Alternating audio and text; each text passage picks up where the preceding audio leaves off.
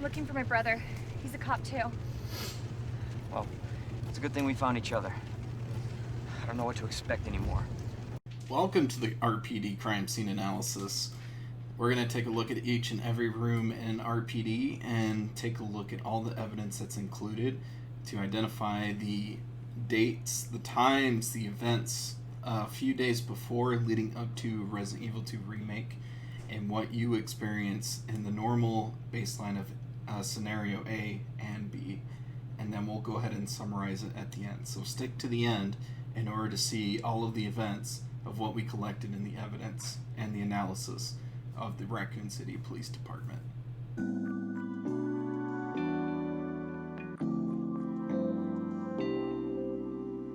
Attention all citizens. Due to the citywide outbreak, you are advised to take shelter at the Raccoon City Police Station. Free food and medical supplies will be provided to everyone in need. Oh my god, this is so unreal. Police station's not much farther. They'll know something. Yeah, but what if we're the only ones? What if there's no survivors? No, there's survivors. It's a big city. There has to be.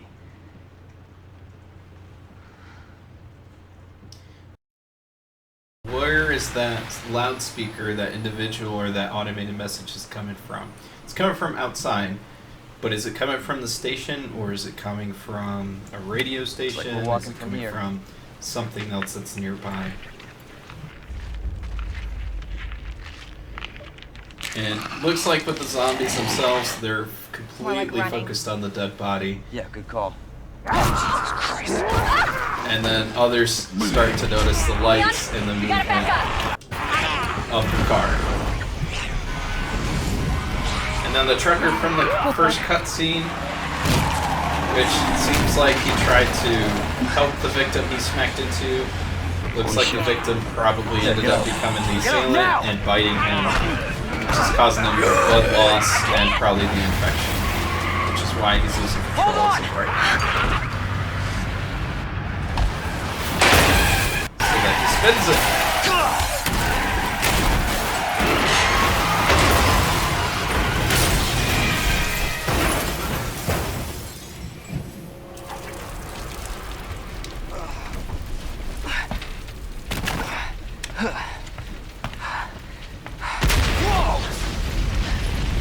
Your son shows that the gas leak had occurred, but didn't really see an ignition source, but something ignited, causing it to do that, which reference causes the rest of it to ignite.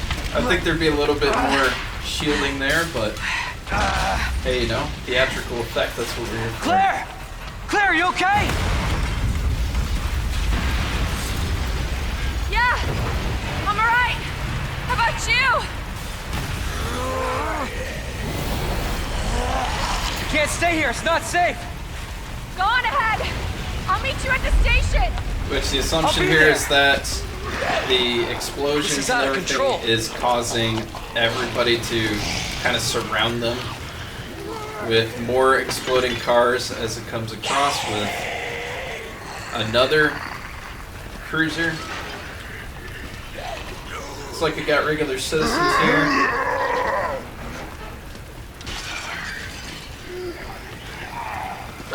So we'll go through the alleyway here.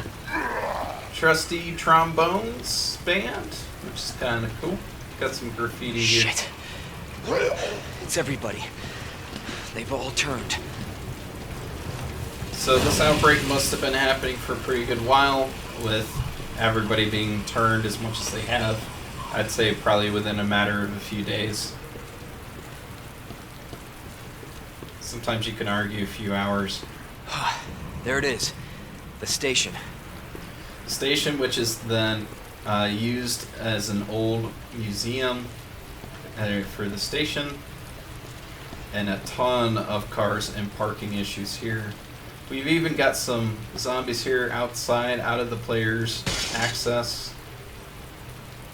We even got some zombies here trying to break into other things. If you even get close to this one, they aren't even going to attempt. The Bronco here. This zombie's trying to get in there.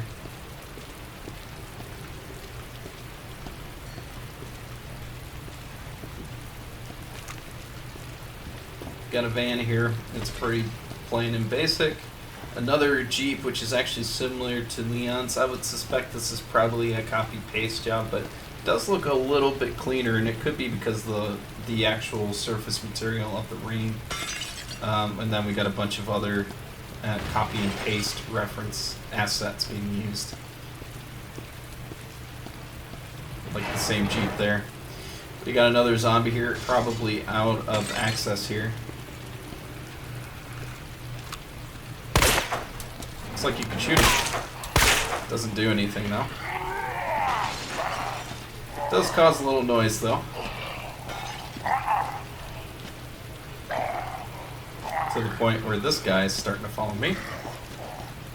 Let's see if I can pull him over. No, he's gonna be stuck there unless I move over here.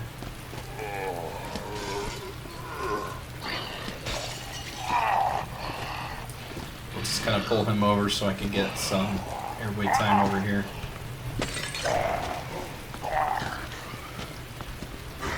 Trusty trombones over here. We got some more zombies here out of reach. We got the zombie falling out of the bus.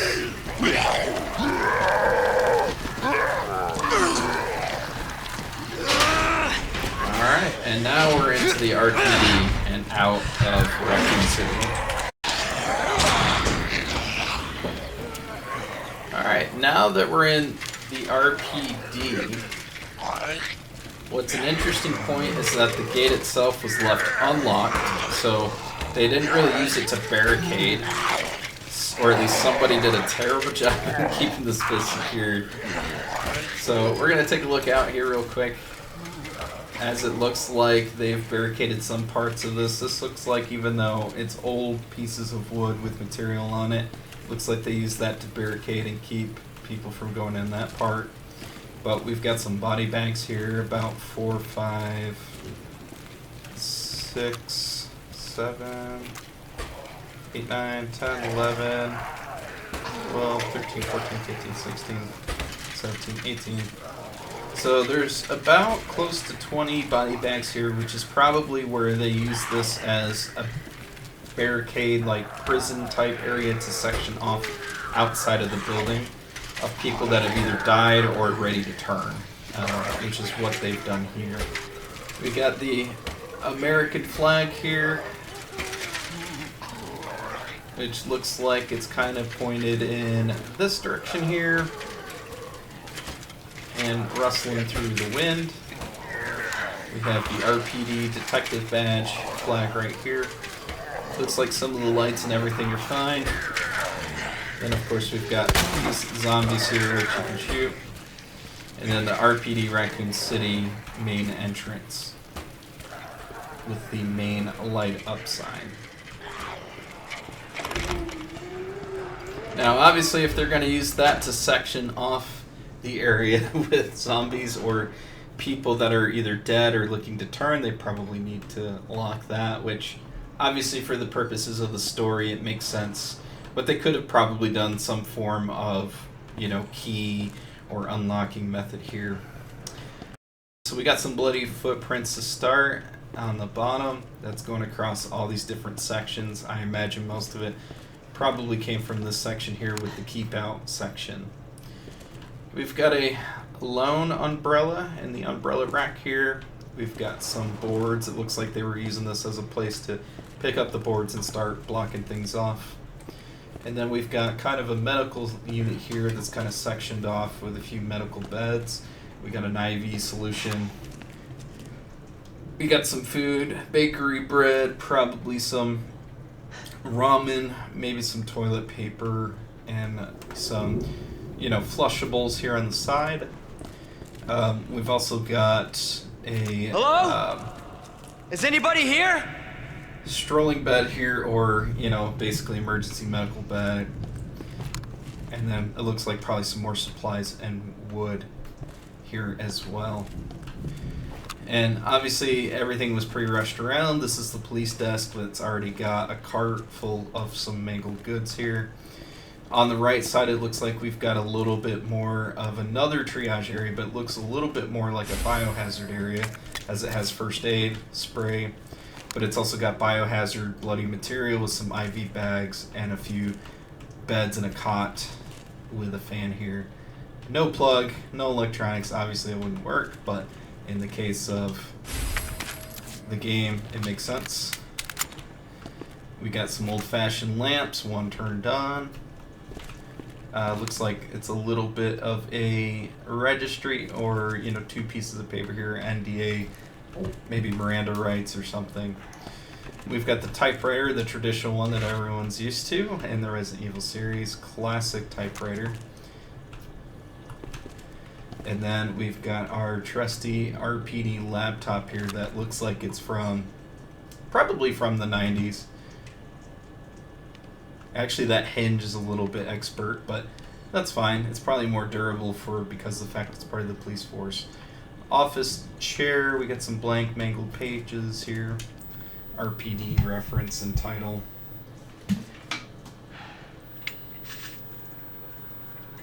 There has to be someone here.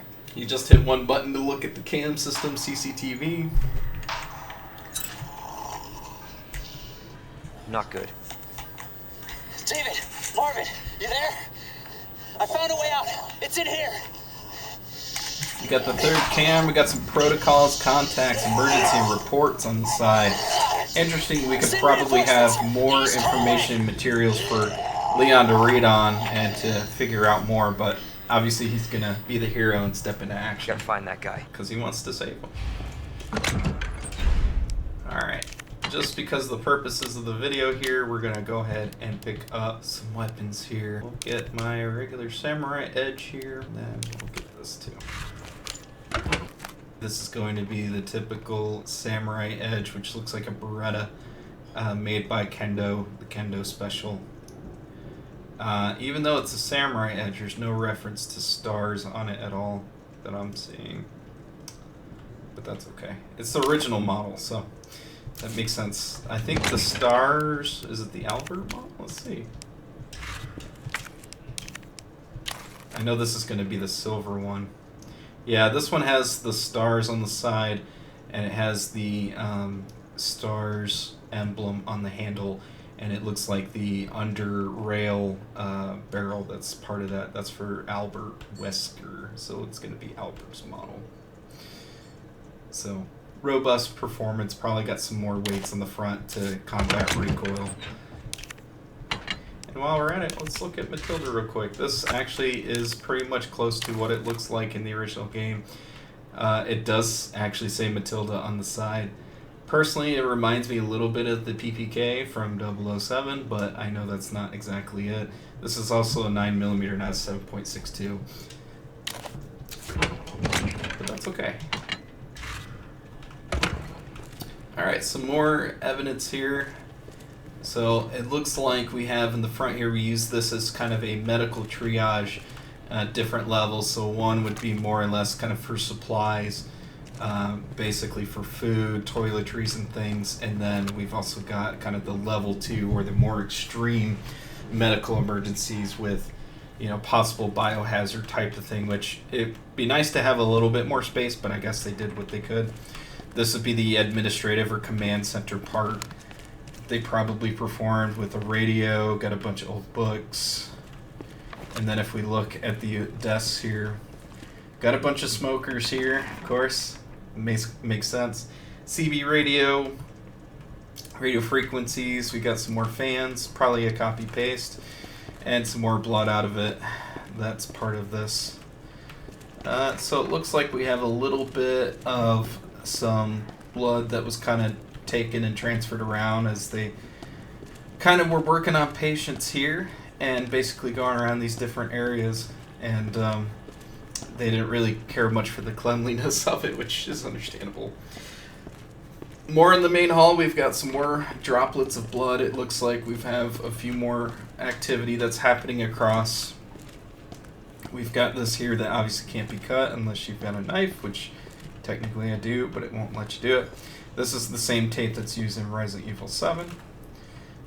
We got some bulletins here of stuff we can't read, and some more contact blood from their shoes, but it looks like also someone might be pooling some because they're dropping some in droplets here. This is kind of looks like more of a break area for folks to kind of not have to take a look and not see what's going on, and then this is kind of more of the, I guess, the level 3, since there's more medicinal stuff. We've got some more biohazard things, medical equipment here, and then we've also got some separators, some cots, and some IVs. So despite this being the break area, you're actually kind of close to the action. We've got the statue here. It looks like a little bit like Lady Liberty. And obviously it's going to show the different people that were kind of mentioned here in their sacrifice with their names on the sides. And of course indicating the main of old where the 3 medallions go. They place some items around this as just kind of a means to it, but obviously a lot of the activity probably happened more in the front than it did here. But let's go ahead and move up here. So this looks like it's probably an older relic of the museum past with the lion and the combination in order to get the actual medallion that goes into there. This looks like it's more newly constructed. It's probably the main way to either get out or get to secret parts of the RPD. But it also looks like they use this statue as kind of a nice reference and storage for things that's required later on. Could be stuff for barricades, could be stuff to make it a little bit more organized for later on, but it looks like everybody was kind of in a rush when they were performing these things while the outbreak was occurring, because they're probably getting a lot of people that are actually in the RPD, and they probably had to separate, organize, and basically triage these individuals. If we look towards the other side here, we've got more rooms obviously that are locked because of the keys that are required, but it doesn't really look like a whole lot is disturbed. In fact, there's even some bullets back here. Must be some that were just misplaced and just kind of left, obviously for game reference and game design. We do have a statue here with no reference really to anything. So pretty much a lot of this is completely undisturbed on this side, so we'll go to the other side just to double check.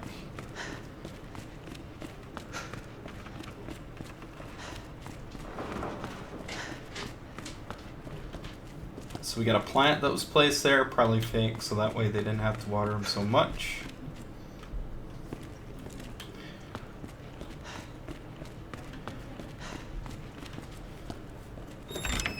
Unlocked door, which we'll go in here in a second. Same statue from the other side, probably just a copy paste asset, just moved over here as well.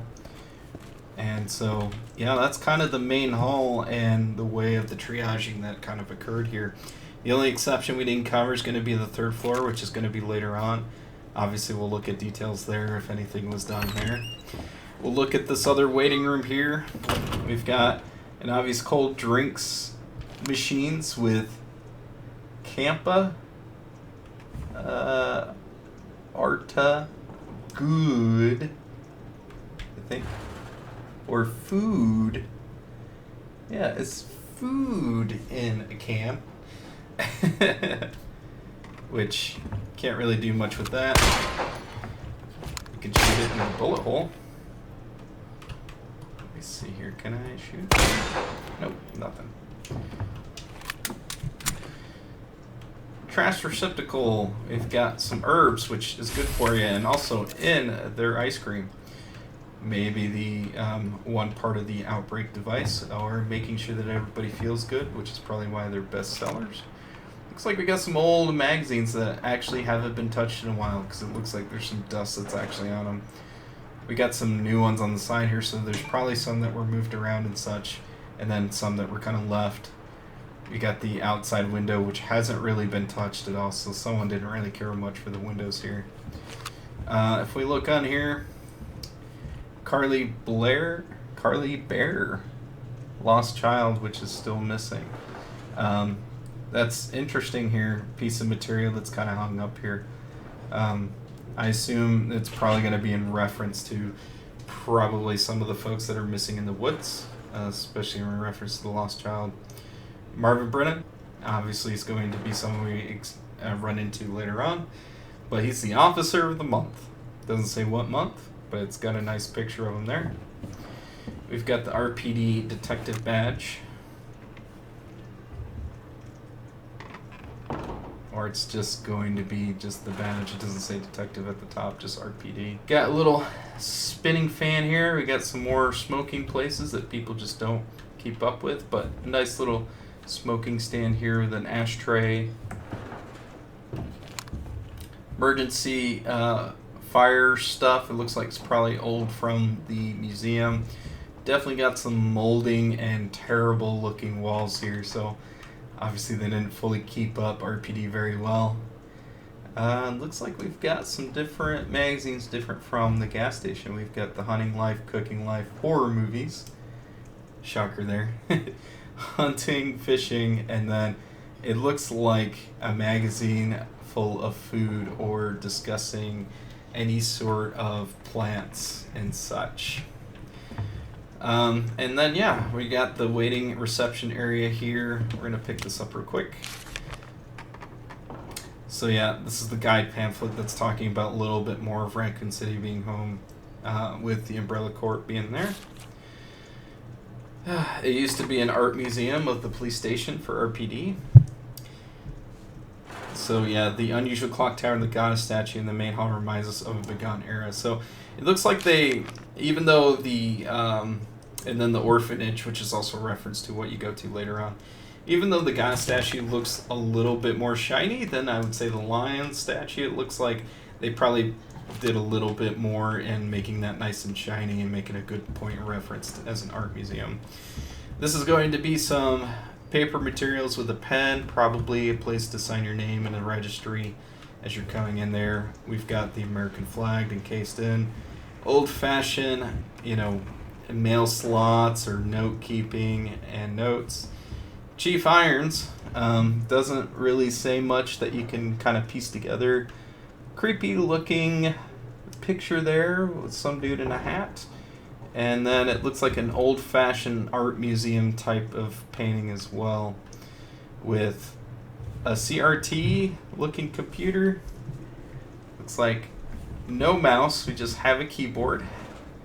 We got one of those old-fashioned lights there, and then we've got pens, notepad, and then of course the safe, which I can't remember off the top of my head of what that is. But the nice thing is with the safe, it's actually got the shield on it for RPD as well. So obviously they didn't care much for this waiting room. Not sure who this waiting room was exactly for, if I remember my lore, but we'll probably get back to it here pretty soon and talk about the turn of events for this. But obviously not much activity here. It looks like it's pretty undisturbed and left alone. There's not really any sort of droplets, blood, or anything, so most likely all the action probably happened out here in the main hall. So, and also on the main floor and not. Alright, now that we've got all of that, we're going to go ahead and move into the next piece, which will probably be a little tough action here, but we're going to probably use my little trusty machine gun so that we can clear out and just kind of look at everything in a more analytical space. Obviously they have a keep out sign here. It doesn't even look like it fully collapsed like it should.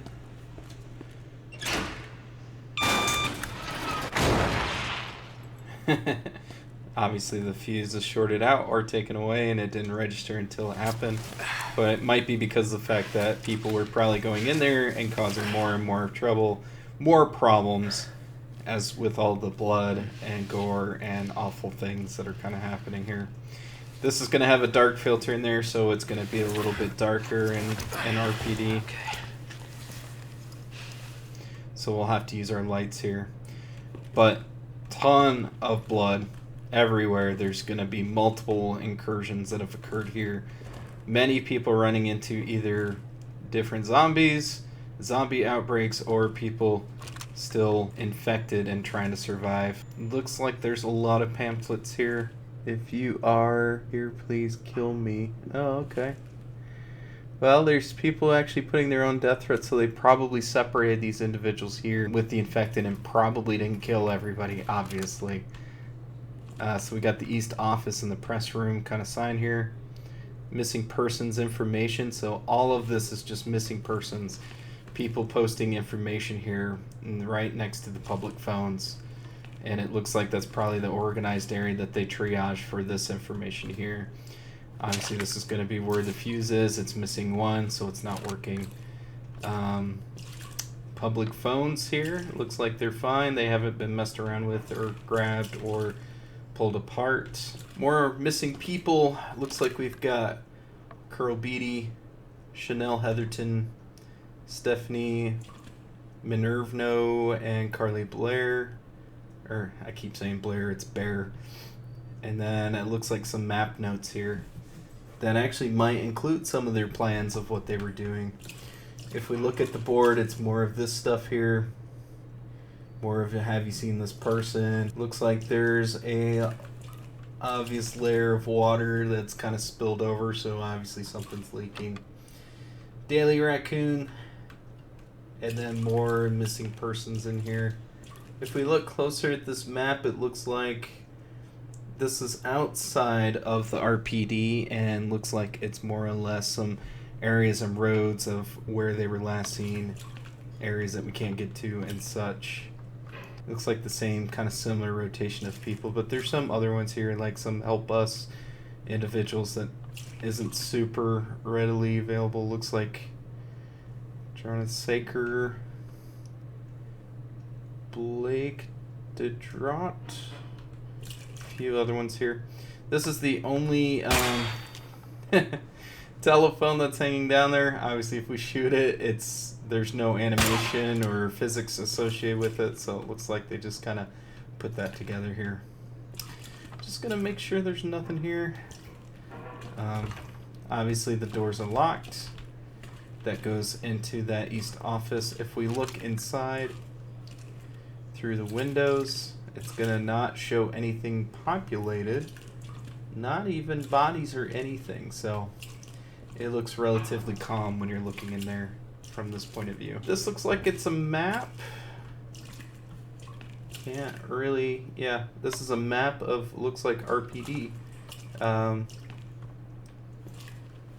And it looks like there's some barriers. Looks like this is their plan of action for looking to isolate individuals. We also got some blood on there, which looks like some blood splatter. We got some RPD Stars notices. We got some more of the missing people's pamphlets here, and individuals that have been X'd out for obviously people that didn't make it. Looks like we got an updated Raccoon Police or Raccoon Times. Looks like that's actually a picture of the outside of RPD, which is kind of cool, with it on fire and everything. So again, all right, we'll proceed. But looks like we've got some files here that are in the bin. We don't have, other than the blood that's up there, I'm sure all of this is mixed in. And we got some movement here that, I'm not gonna lie, kind of freaked the hell out of me. We've got some shoes, so someone's going around shoeless, either that or they're, yeah, these are not body bags, these are sleeping bags. So it looks like this might have been an area to sleep in for individuals that probably were just infected and trying to make sure that they're comfortable. This could have been an early triage area before they started getting into medical kind of association with individuals out there. We got the cold drinks here. This is actually more of a reference of the original Resident Evil 2 after the Coca-Cola looking similar cold drinks soda machine was ripped out. But yeah, looks like this room here is barricaded up. We got some trash bags here. Who knows what's in it? It's probably trash and just more water that's leading through it. Got this. And then we've got a light that's obviously having trouble, but we still have electronics here. Another bulletin board here Stanley Raccoon. And then we've got this that's obviously been moved over. It could be an obvious barricade and also probably just done on purpose and also for gameplay purposes. So let's go ahead into the press room, which is interesting because the door is very old by the looks of it. It looks very old and ancient, like it's part of the art museum. Looks like we got a ton of garbage bags, tables, more garbage bags, and then we'll look to the left here. We've got some boxes, lights. We do have some sleeping bags here and some more shoes. Looks like that's a different set of shoes. We do have some blood splatter here. It looks like some folks were dripping blood. There's some contact movement here. Looks like there's some food and snacks kind of spread throughout. More of the same sleeping bags and more of the same. And then, yeah, it looks like we've got a struggle that ended with this person's obvious defeat. So we'll just go ahead and take them out just to be sure. With the light to turn on right here. No, nothing, okay. Old-fashioned camera equipment. We've got some shelves here, and we've got some towel materials and such here. More video equipment.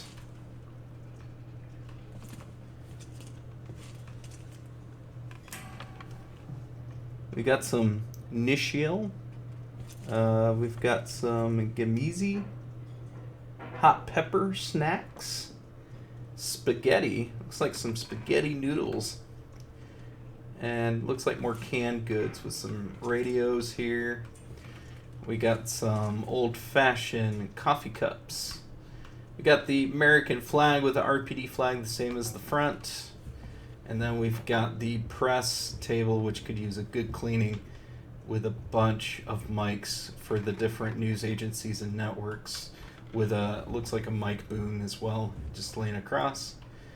And that's about it. We got an old-fashioned fax machine and some boxes here. And then this door is all barricaded up. So that's the press room. We got a little bit of activity. It looks like it's another kind of triage area that people use to just kind of sleep in, kind of rest in. But it looks like it turned out badly, especially for that zombie there. Just in case he gets up. Alright, we're going to move on. Alright, next piece we're going to do is going to continue moving forward with the hallway.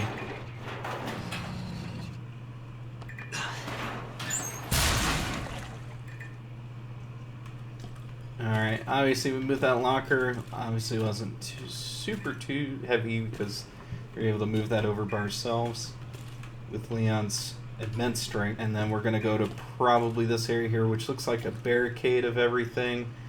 Probably leading into other area here. We've got the janitor's kind of equipment here. Got the same bag that's kind of referenced, and then a massive barricade here with even bars in it. We got the men's room, which is completely blocked off, and then we've got the women's room, which we'll go into, which is probably the source of the leakage.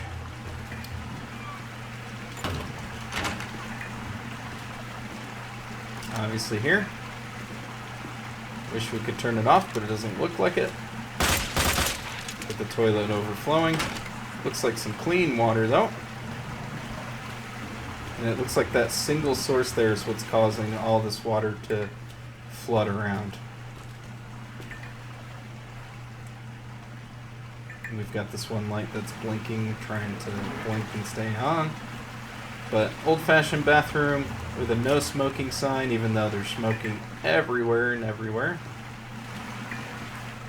And nothing else there. Moving on into the next part. Cleaning in progress, which is an obvious joke.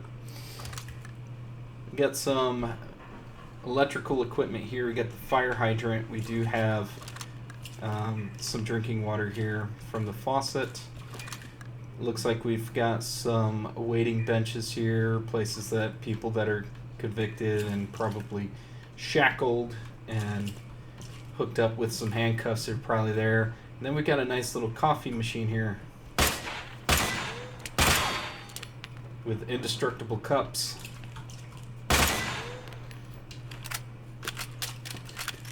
We've got the other door that goes into the office there that's obviously got a lock.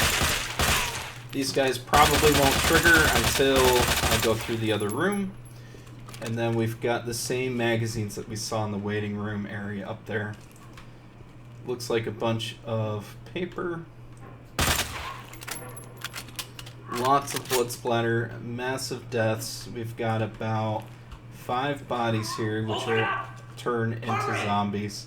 Open up! With the guy there Open this goddamn door! asking for me to open it up. Obviously, that's going to be locked on the other side. We've got this handcuff here with a bulletin with these little bars here. And then, of course, RPD zombies that'll trigger when I come back. With a trash bag and a trash canister, so.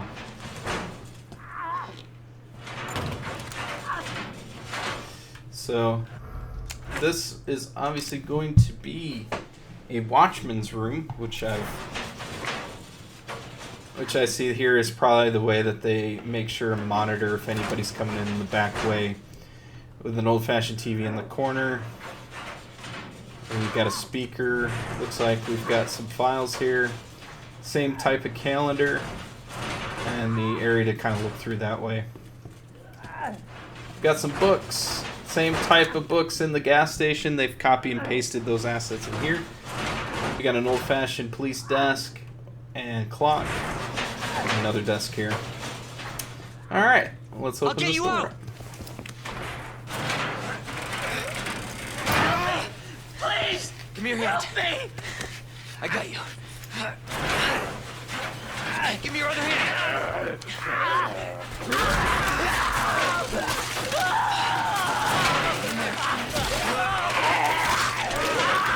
Terrible fate that befalls this guy. Jesus Christ.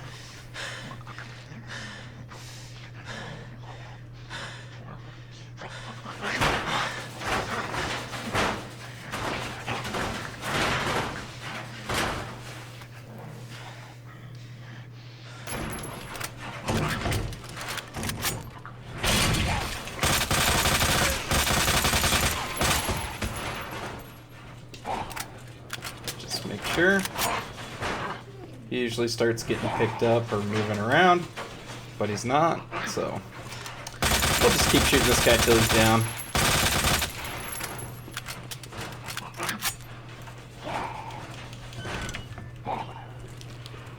And then obviously all of these guys will start moving around.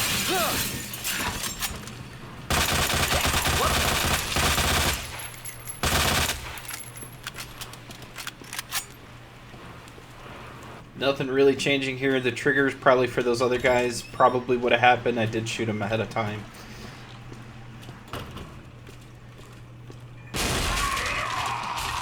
Jesus. So this is going to be the barricade that opened up. So we'll go ahead and take these guys out.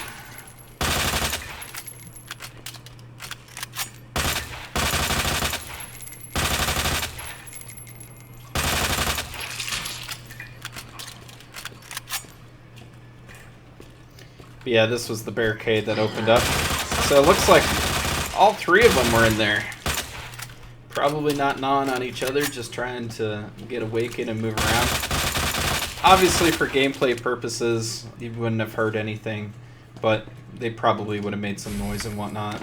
Some boards and barricades and some bullets, but it looks like it's just a storage area for old files related to RPD. So that's about it. Let's go back to the main hall and we'll continue forward going into the rest of RPD at this point, right after this cutscene. Come on.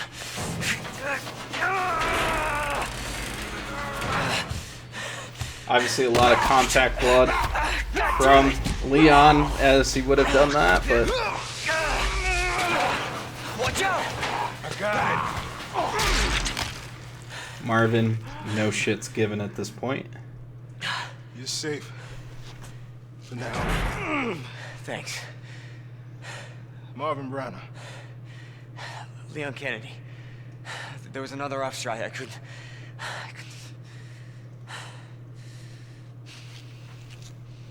Here.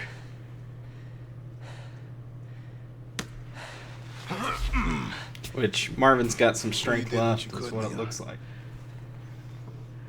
This. Not a clue. But honestly, all you need to know is that this place will eat you alive if you aren't careful. Yeah, well, I was supposed to start last week, and I got a call to stay away. I wish I'd come here sooner.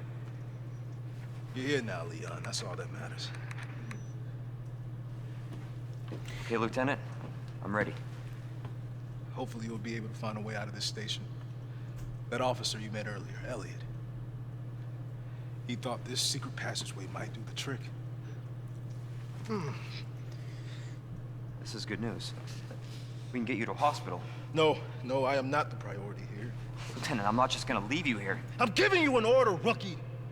You save yourself first. I'd come with you, but I'd just slow you down. Now, you'll need this. I can't take him. Stop. And don't make my mistake. If you see one of those things, uniform or not, you do not hesitate. You take it out. Or you run. Got it? Yes, sir.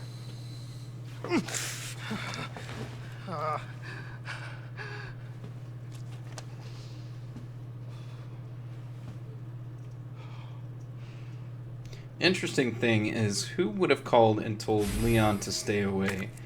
The only thing that it could be, in my point of view, would probably be Chief Irons, or somebody ordered by Chief Irons in order for him to stay away, to not have to deal with them.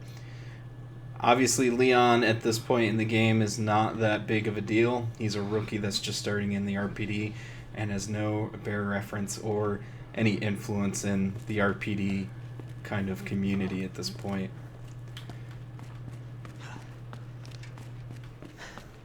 So with that, we'll go to the next area and continue looking at the rest of RPD.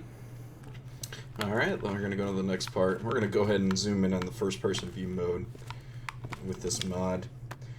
And Leon's going to use his trusty knife to open that up. Interesting enough that they taped it up with that, which is probably a game design. This is not how I imagined my first day. It's definitely his first day. So if we look at the pool of blood, we've got a bunch of footsteps with some pooling of blood, so it's going to be from this, obviously from this triage area, but this could be Marvin's footsteps, but it doesn't quite make sense. He wouldn't be turning that way. Oh, well, he could have been stumbling. Yeah, he could have stumbled into his seat, which is probably what that's showing. And a bunch of gum and snacks and wrappers. Alright, we're going to move forward here.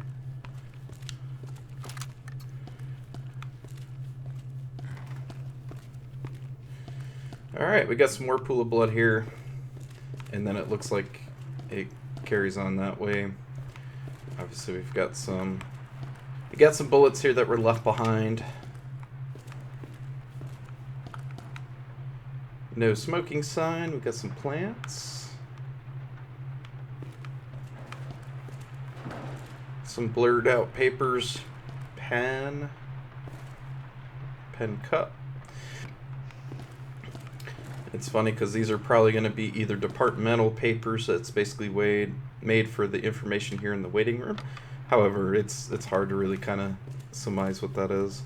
And then, of course, Raccoon City plaque in honor of those who served.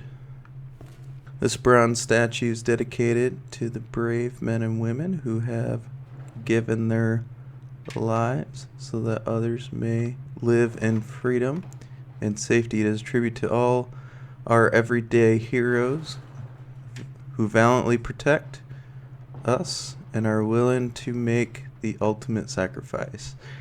Obviously, it's going to at the bottom, it's going to have the "We Do It" from when the producer announced that the Resident Evil 2 remake was going to happen, because that was the same exact verbiage on his t-shirt. And then Raccoon Police Department motto is the "we do it." So they made it the motto, not just of that. Cooking life, hunting life, horror movies, fishing, and then we've got the same type of newspaper clippings, a Daily Raccoon, body found in woods. So this is going to be the same clippings that we saw probably in the gas station, which probably was just kind of used with that. In the classic Resident Evil 2, there's always going to be a little liquor that just kind of goes across the window. Of course, it isn't here this time. See, we got some blue paper here taped up. We got some more clippings taped up there. We've got some scratch marks and some blood. These scratch marks are probably from shifting, moving, maybe from some hands, but not really. They're very superficial, very much at the surface. We've got some pooling of some blood mixed in with some blood kind of mixing around in there. Some shifting. It's the same blue paper. This one's a little bit more legible. It's got some pictures on it. I don't know if there's much I can read from that. Looks like an image of a face there. And some more ineligible thing before we call it for this room. I'm gonna look at the top here.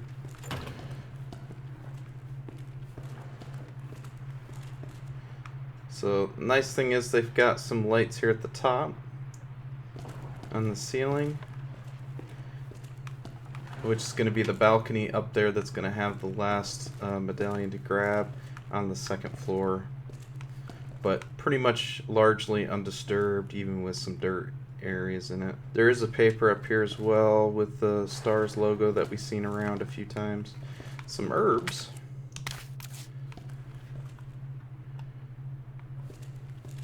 Information here. They haven't cleaned their windows pretty good, pretty well at all. The same cup that's over here on that side. Same there, and then yeah, it's pretty dusty. They don't really use the information place that much with a lot of things. It's probably mostly for storage more than anything before it was ransacked full of stuff and activity. Alright, let's head into the next hallway here where the action is. So that was indicated as the reception room, and then we've got the operations room, which everybody is pretty familiar with. Cleaning in progress sign. Cleaning materials here on the corner. Looks like it wasn't really disturbed during the whole mess. And then we got a bunch of pool of blood here. So, a lot of pool of blood. A lot of pool of blood, but no, like, smearing or anything like that. Almost like there's some activity here, but not much. And then we got a bunch of pipes up here, which look pretty old. Old heater. Got a window here. And window here that hasn't been actually barred up at all. If we look outside, it looks like there's a little bit of fire right over there.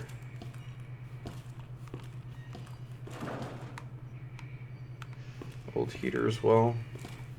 It's the same clippings this time, though this asset here has some blood that's actually been spilled onto it and splashed.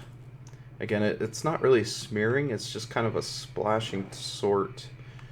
So it's almost like there was some contact of some, either shots probably rang from here and then it kind of came out of the body, a lot of shots. And that's probably it for that. The operations room is this way. We got some more clippings, the same asset that's used throughout, and then a big old barricade with a bunch of stuff kind of piled up here. Got the hydrant, which isn't really disturbed much. So this one was pretty much barricaded up completely into the other room. Hallway. Got some boxes. Got a cart here with some old boxes there.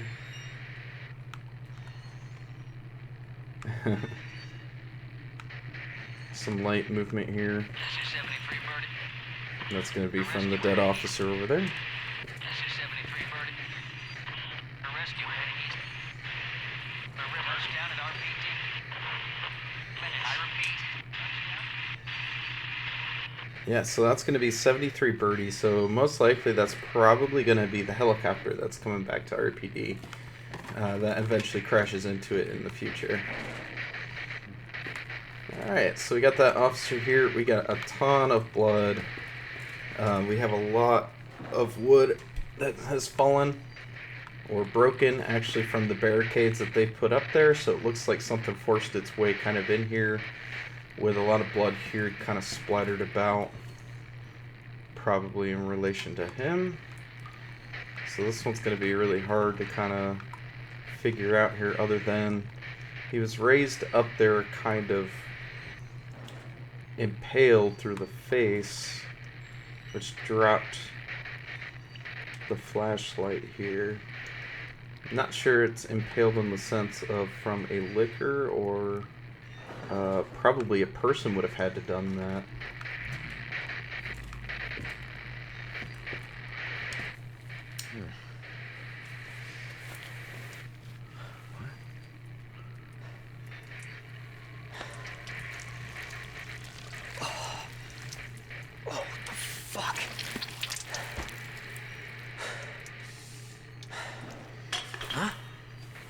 So as you look at his face, he's lost a lot of layers when it comes to the skin on his face.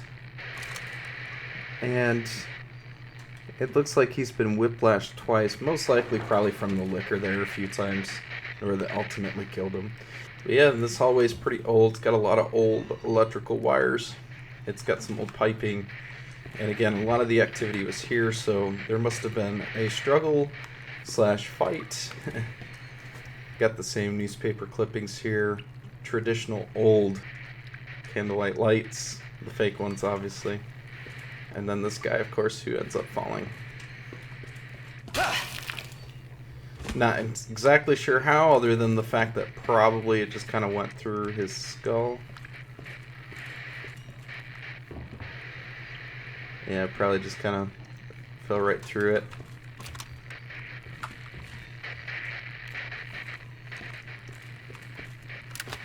Yeah, so he must have just been hanging there with that thing impaled with his skull there. This is in reference to the old original version, which actually had a body actually up there up top, dripping down, and then in the uncensored version of Resident Evil 2, which they never really did release, it would actually have the head kind of falling off from the top, which is what that's in reference to. Marvin Brennan, Officer of the Month. Not sure which month, but he's there. Family looks for missing teen. So, and then yeah, we've got a window that probably should have been barricaded, but hasn't had a chance to. But it's got a lot of the blood splatter from the activity here. It also kind of happened across like this. The rest of these were kind of half barricaded.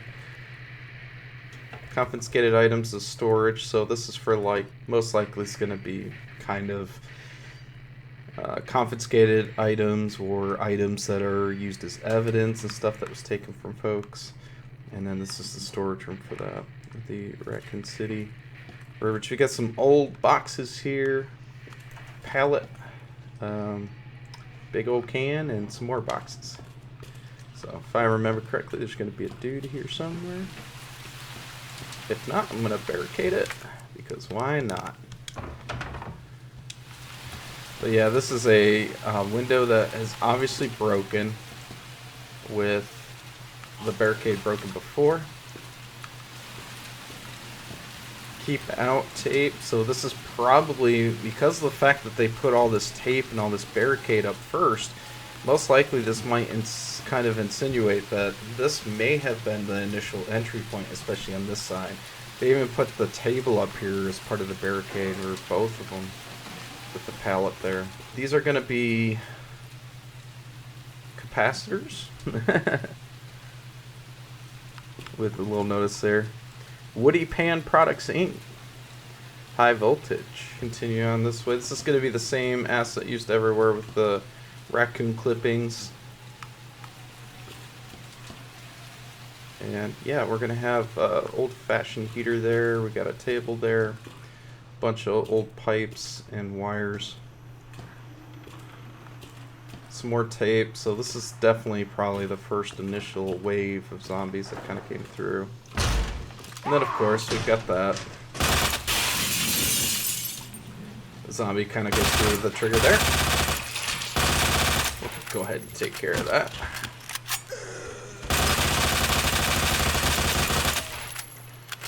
Probably just waiting out there, waiting for some activity.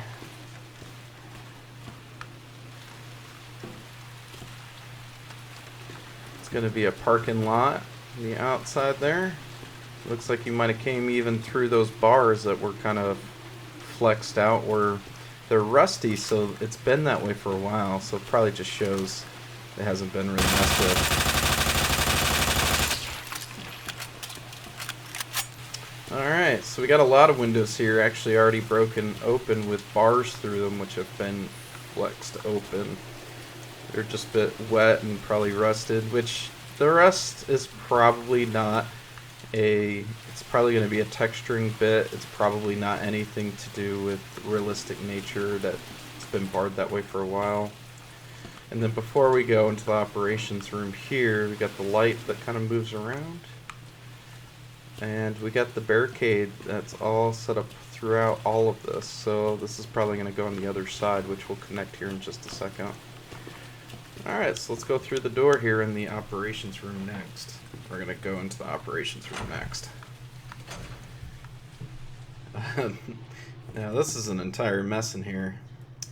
So right immediately to the right side we got a crime chart here with some interesting statistics and areas that are circled around. So murder, we have a lot in 96, especially a lot more in 97, with only just 2 in 98, which this would mean it's in September.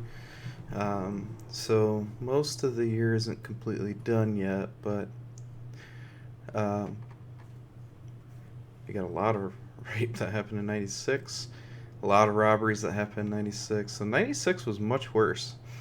With a lot of assault, burglary, theft, vehicle theft, and total crimes, with a lot of the crimes actually starting to go down to almost symbolize or kind of showing the data that, you know, their police presence is improving, especially in those circled areas, I guess, of Raccoon City. So interesting. We got the same one here. It's got the same statistics, so it's the same asset. Woman slain by stranger, with all the gibberish down below that we can't read. Alright, we're going to go on this side here. So we got the same asset. We got Carly Blair, still missing child, like in the other hallway. Body found in the woods. So it's the same stuff in the gas station and everywhere else, Raccoon Times.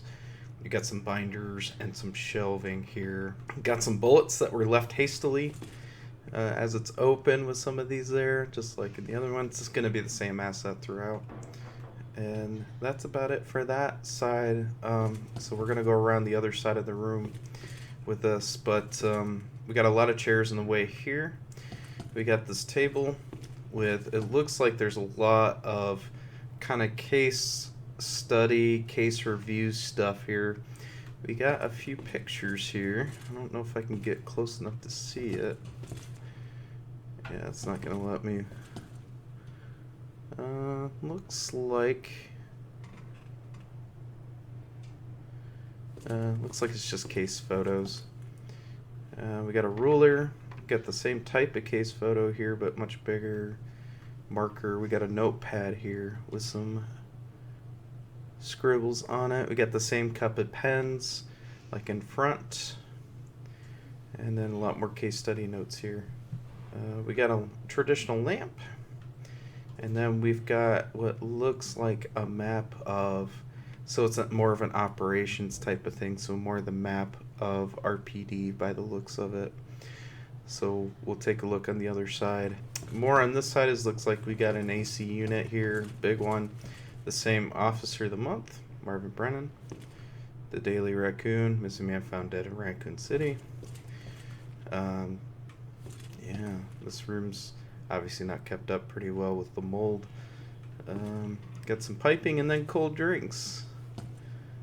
Let's see, Campa, Arta, food, which we showed in the gas station one. So they're using the same assets there. Obviously, it's going to be in reference there. And then we got the blue cold drinks that we'll show in reference to the Resident Evil 2, the original, when they replaced it. So it used to be red. It used to kind of give a scribble that made it look like Coca-Cola, and then they were forced to kind of change it, which they did in subsequent releases in different places. Same crime chart, woman slain by the stranger. If you see something, say something. Counterterrorism hotline for the Raccoon Police Department, so they had their own counterterrorism outline. And yeah, more of the missing stuff. Same Carly Blair, Chanel, Heatherton, Carl Beatty, Stephanie Minervine. If you have any information, please contact Raccoon Police Department. And it's crazy, they didn't include a fake phone number. They just put a bunch of X's in placeholders. So, missing 12-year-old discovered in Raccoon City. Record of events. So September 25th, obviously turning the station into a temporary shelter for the outbreak as things kind of start to happen. Refugees attacked us in the middle of the night, resulting in the death of one officer, injuring 3. Mob attacked the station today, resulting in a number of casualties.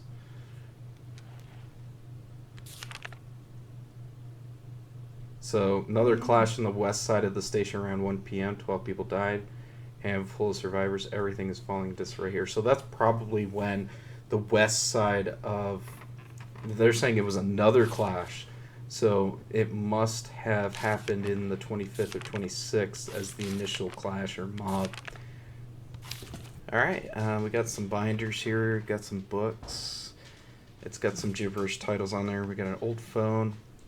Old lamp, smaller version, and then we've got some coffee. Probably not coffee you want to drink, though, and they didn't even clean the top. And then, yeah, Carly Blair, which we've seen in the other hallway as well. So, same asset used forever, kind of mixed around, mashed, and moved around here. So, alright. Old-fashioned TV and TV holder here at the top. It sounded like the radio went off for a second, which was interesting. And then we're going to look at this. This is the RPD map. It's all bloodied up and shows kind of where the barriers are. So they put the barriers in those 2 different places to make sure that no one can get past them with the operations room. And then the X's there that are kind of showing that.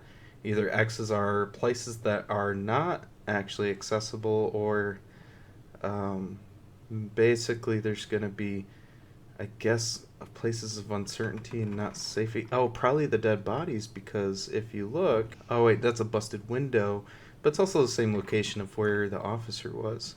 And there's a bunch of red here, obviously for blood and effect. They put more of the barriers there by the bathroom that they were blocking off. And then they chained up on that side. There's definitely some notes here and some drawings on the back. So it's a little mix of both. Trying to see if I can read that. Nope, it's just more gibberish. But yeah, you can actually pick up the map here that shows it in more detail with the boiler room on the 3rd floor, which is what we're seeing here. After we remove the map, it looks like there's some survivors here that show everyone is dead. Survivors, so we got Graham, McRobbie, looks like it was turned. Matsu, Miguel, Dayro, Matt. It looks like everyone was scratched out and probably put as turned. I don't think any of them match like Carly Blair, Chanel, or any of those other ones. Carl Beatty and Stephanie. Let's see, is there Carl on here? Nope, not the missing folks at all. When we took that off there, that looks like someone kind of scribbled some more things here to kind of show the map and a little bit of an illustration purpose. Got the same asset as that over there. Looks like we got the same crime statistics. We got the flag right there. Going back to this table here, so it looks like we got the Raccoon City sign, which you can kind of recognize there in a blurry image. It looks like it's got an older woman there, and then more of that stuff we couldn't actually see on the opposite side. I would like to get closer to that, but I'm not going to be able to see it. It looks like more crime scene photos, dead body. Looks like someone's backside there. Another box full of magazines that they were using. The podium was shifted off here. It's got the RPD insignia, which is actually kind of dirty, so it hasn't really been messed with for a while. Got a mic there. That's kind of cool. Well, they added some bullet hole feedback for when you shoot the podium. I wonder if it's all wood. Yeah, it looks like it. And kind of the same stuff for that too, even though that's not wood. Alright, that's the operations room from what we see here. It looks like another map, probably the same asset we picked up. Looks like we've got faces on here, people of interest. Jill's sandwiches, of course. 5/5/5/1998, which is, of course, a reference to. Alright, and then we're going to go through the next part, which is going to be through this window here.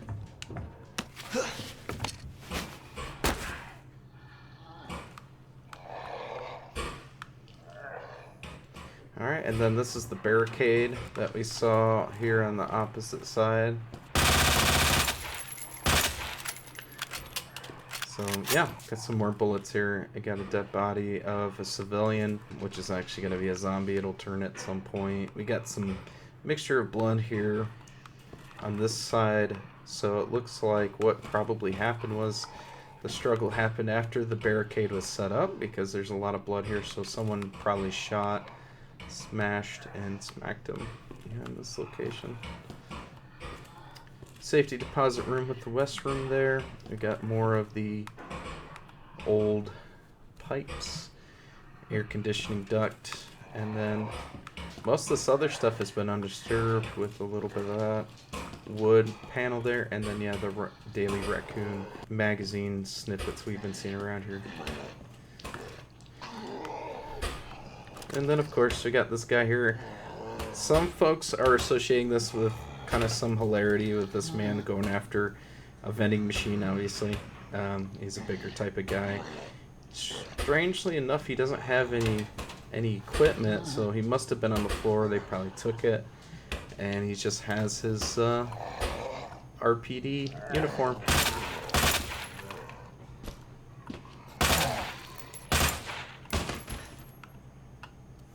It's just hanging out there.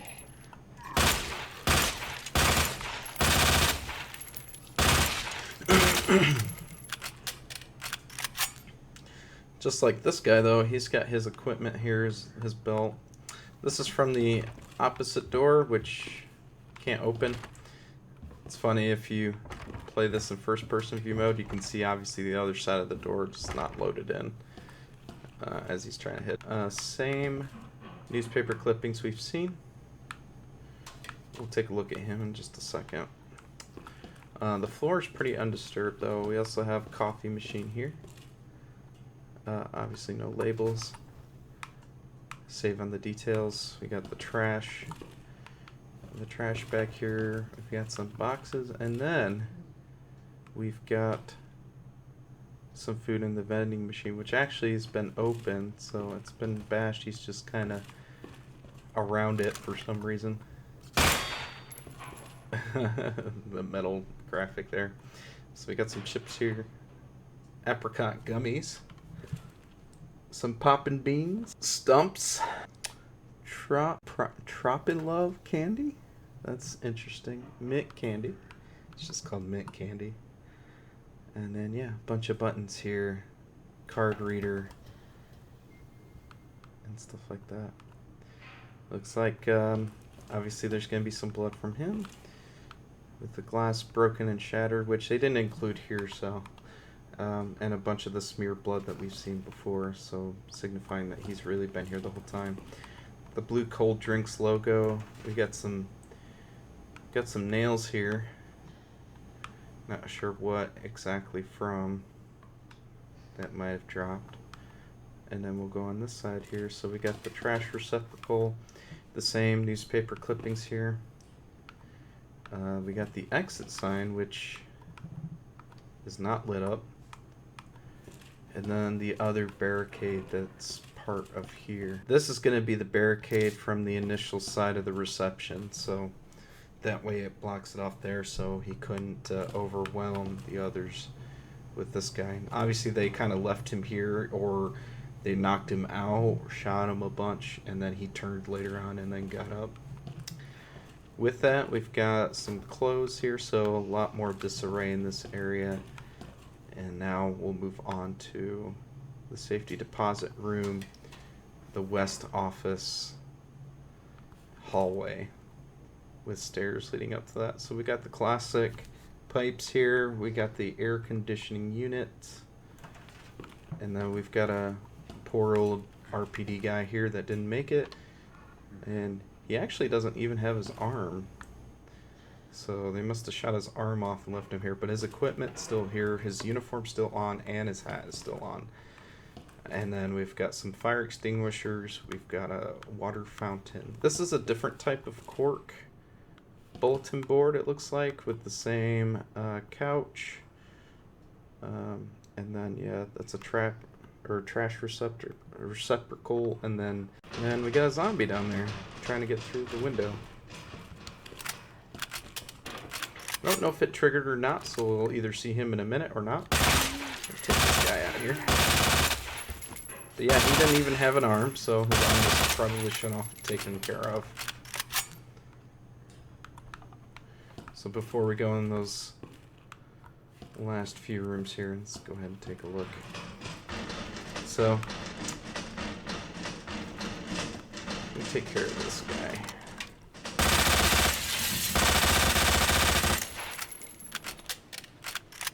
He'll get up here in just a second, I'm pretty sure.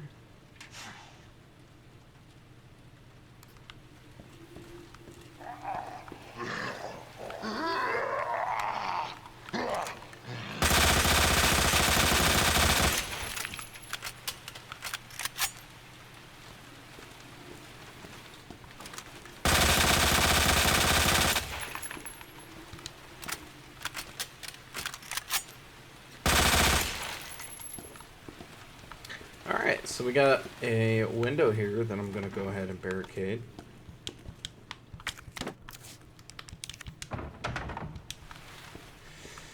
Alright, let's head back down here. We'll start analyzing it. Alright, so it looks like we've got a marble hallway. As you can notice, the hall and the previous places are different. This actually has some columns here, which shows that it looks like this must have been here before, probably these more recent additions that was done with the RPD. But we've got Lady in Black here, picture. We've got an old picture of some flowers. And then, yeah, marble wall here. It still has the air duct here with some lights. An old painting, of course. Same, similar Lady in Black, I would think. No, it's a little different. Looks like we got mountainside, some lake here, forest picture as well. Another column.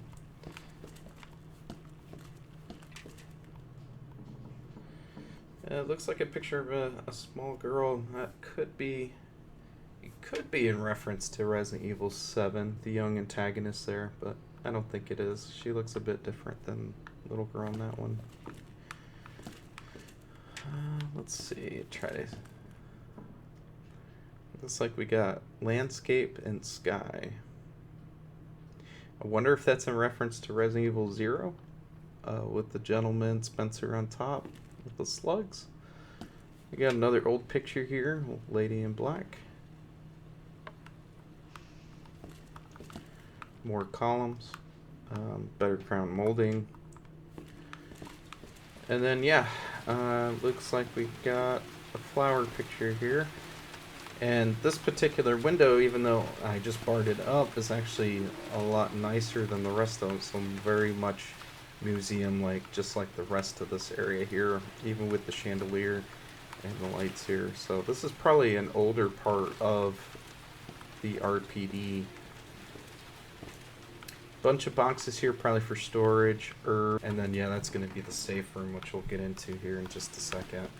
And then yeah, that same picture that was referenced there, and on this other side of the river. All right, and then next we're going to go into the west office. All right, as we come to the west office, traditional door. We got a speaker on top of the door, trash with a bag on the right, and then we've got filing cabinets here with a clock that has stopped at 9:30, or actually 10:33. Got some boxes here at the top there. We have a locker that is unlocked that has some bullets in it, and then we've got a old looking water cooler. Interesting. It's even rusted on it too, so some old light fixtures. We've got some top windows there, and then we get the same newspaper clippings that's out throughout the RPD with the same crime statistics chart. Bent over chair, empty box, and then we've actually got a little bit of an what's the word for it? This type of architecture where it's kind of like an entryway that goes across here. Got this old guy here. It's just slumped over. So he must have just kind of died right there, sitting in the chair somehow. Either he just got bitten or someone killed him, shot him with a flashlight there. I'm going to take him out here. Even has his hat on and everything.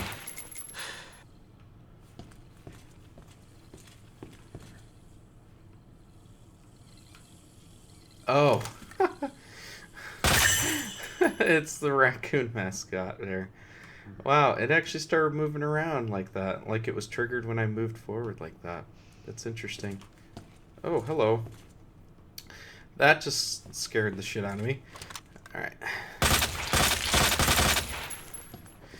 Alright, so this sorts of blood has actually been here. It looks like a little bit of the smeared blood and stuff from him sitting and laying down, but if you notice the direction of it is not on this right side, it's actually towards the left. So either they left it there intentionally so when you shoot them from here you can see the blood that's there, and that could have been, you know, them, and when I say them I mean like the developers and the artists insinuating that you were gonna basically put it there. But this is on those old traditional desks, kind of armoire type of desks. This looks like it's got the RPD insignia a little bit with some titling, and of course Rita Phillips, Marvin Brennan. I believe Rita Phillips is in reference to Outbreak, if you know the history. We got some black powder that they left there with the note that explains how to use gunpowder. Super old table. Then we have an office area here with the lights. You can shoot the lights, but they don't actually move, so it's kind of cool. Same Officer of the Month crime chart, Daily Raccoon, and then the terrorist hotline with, you know, for RPD, a bunch of binders and stuff on the floor. So it looks like there was some activity that was moved here. Not a whole lot here by the door. Mostly it's going to be closer to the office. And then, of course, with a lot of things kind of spread out with these other desks. This one didn't have a whole lot to it. Rita's was basically somewhat organized. Some stuff was placed on it halfway shut, and then Marvin Brennan was pretty organized. Looks like some of that stuff was shoved around during the chaos, and then Death in a Lake spreads. So this is probably a newspaper that we can actually read that's showing kind of that. So that's probably going to be the lake that's actually related to the picture we saw in the other hallway.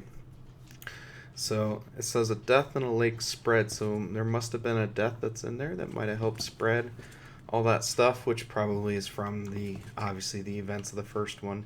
Wildlife, explosions, T-virus, probably got spread throughout from there. We got more of these books. It was in the gas station, it was more like accounting books. These are probably the same assets, most likely.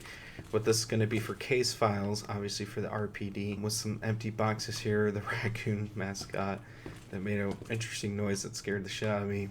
We got the same AC unit, same light mixture, and then we've got Leon's desk here.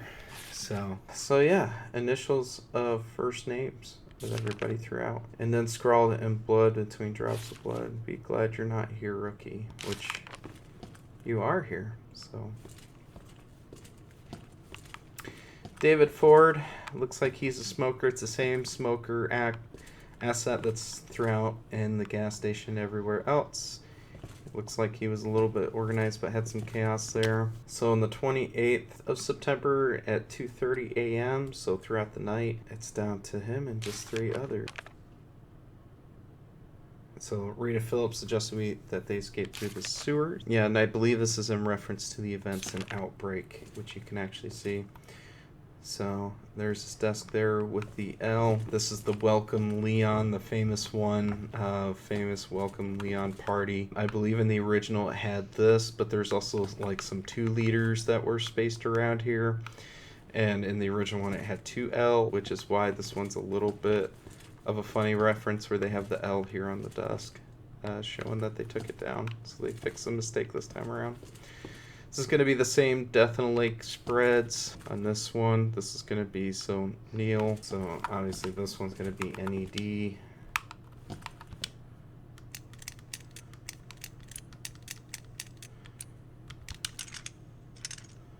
Oh, MRG. And then yeah, that's Leon's desk all set up, organized, and ready to go since it's brand spanking new. The one thing he doesn't have is a chair, but it's probably going to be the chair that's shoved over here in the corner. This was originally thought to be a flashlight, and it's not. It's actually an old lamp somehow. It is illuminated with the light connected to the ground. So a little bit of a misstep, but that's okay. If they did have the cord across, though, it would have been a little bit cooler. Yeah, same assets though. It's a RPD case files like we've seen on the other side. Alright, and before we go into the office here, we'll go up closer to the reception. So we have some coat racks here with a coat. Looks like an older one, brown. The same Raccoon newspaper clipping asset we've seen everywhere. Somebody's awake. Probably the dude in the office. Just take him out real quick. Yep, hello. I didn't know that was a trigger point, so that's news to me. Alright, he's good now. So we got the movable kind of shelves here. It's the same asset over here with the old telephone we've seen. And then we've got all those folders. Got some shelves that are open and then some stuff that's turned around. And then, yeah. We've got this door here with the same lock of the key I don't have.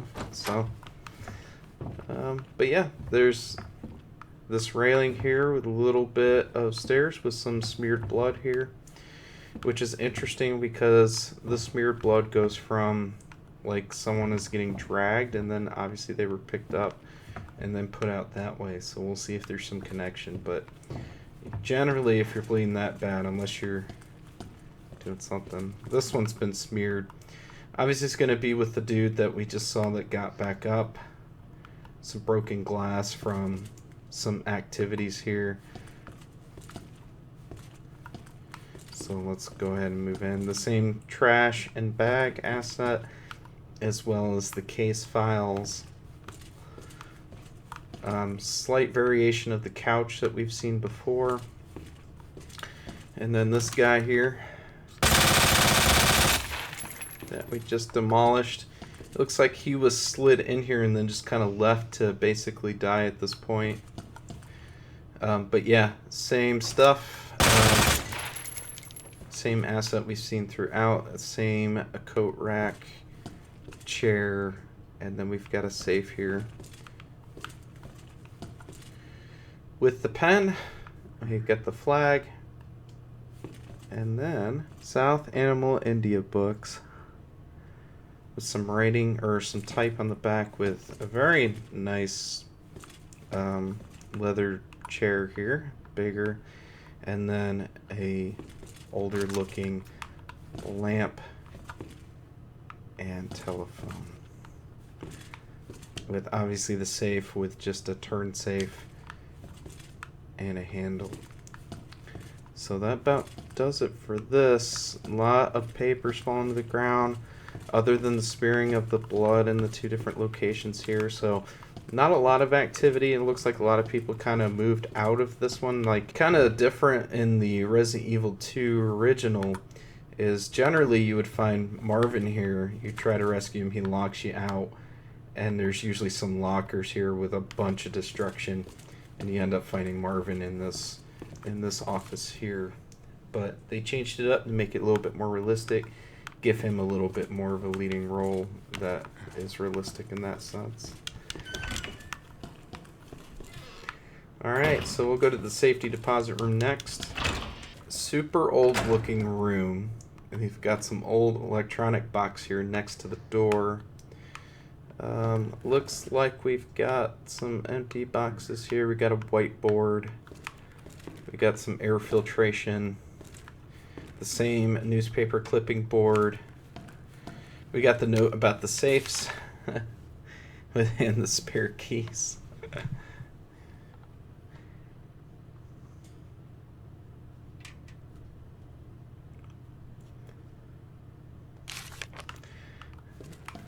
And who knows who messed that up? It was probably Chief Irons, if I had to guess, because he just didn't want anybody to live. And probably to screw up with people. Same crime chart and everything like that. And then we've got all these lockers. Some open with nothing in them, and then locked up, obviously, with the control panel. We got a different type of phone here on the side. It's hanging up. Not really connected to anything. And then we've got the even more secure room that's left unsecured with the locker with the shotgun shells for the key. We've got some shelves here. We've got some luggage just kind of here. Plastic containers and some boxes. Other than that, other than a struggle for just trying to get things kind of, you know, out these lockers, not too much. So I'm gonna get some stuff here.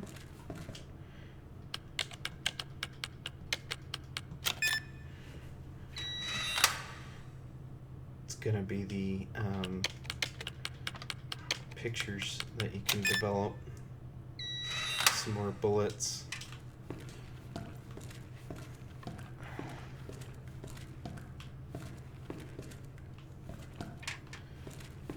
Alright, 208. That's the other one. Well, we can't really do those.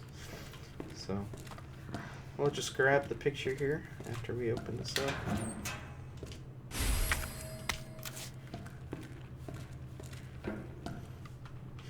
And that pretty much about does it for the deposit room.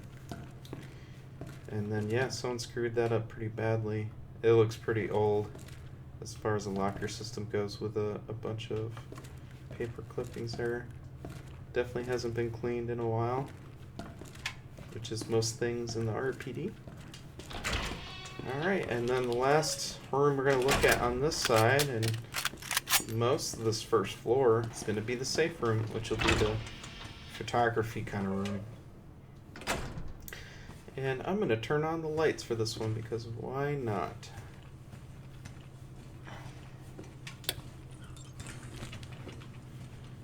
So we got the light fixtures here. Actually, this probably has one of the more modern ceilings I think I've seen. We got more of the luggage that we saw. lockers, and in Resident Evil 2, the original, this is also where the special lockers held. We've got a shirt here. It's kind of hanging out. Some gunpowder. Some bullets.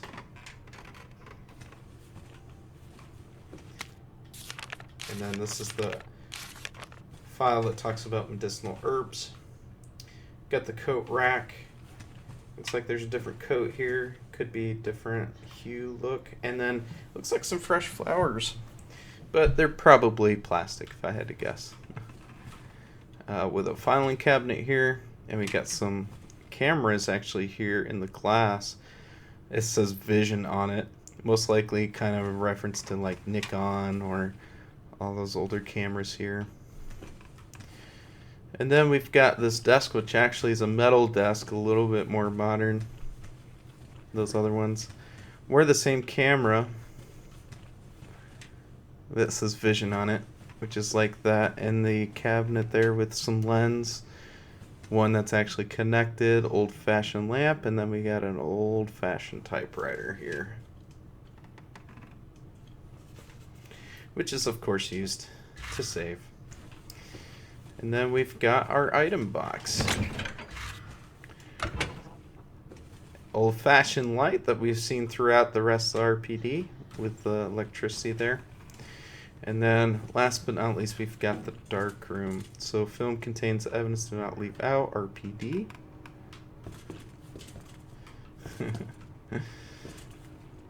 And then we've got, looks like some cleaning supplies. We've got the box here. Red herb, which we'll go ahead and mix together. And then this is the dark room kind of activities and things. Looks like we've got kind of where you put the pictures in, flatten them out, drown them. Place where you can take the film out of the camera. More cleaning supplies and chemicals and such. They probably have their fingerprinting stuff in here as well. More of probably the same pictures throughout. Can't really see it too well. The same thing with that notice there. Probably talks about it being a dark room with the red there. And then we got some pictures down here too.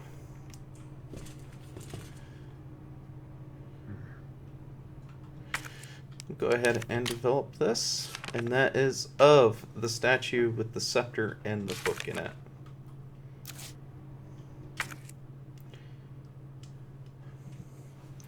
But yeah, if we look closer, we can actually see, and because of the fact it's a little brighter, we can actually see that.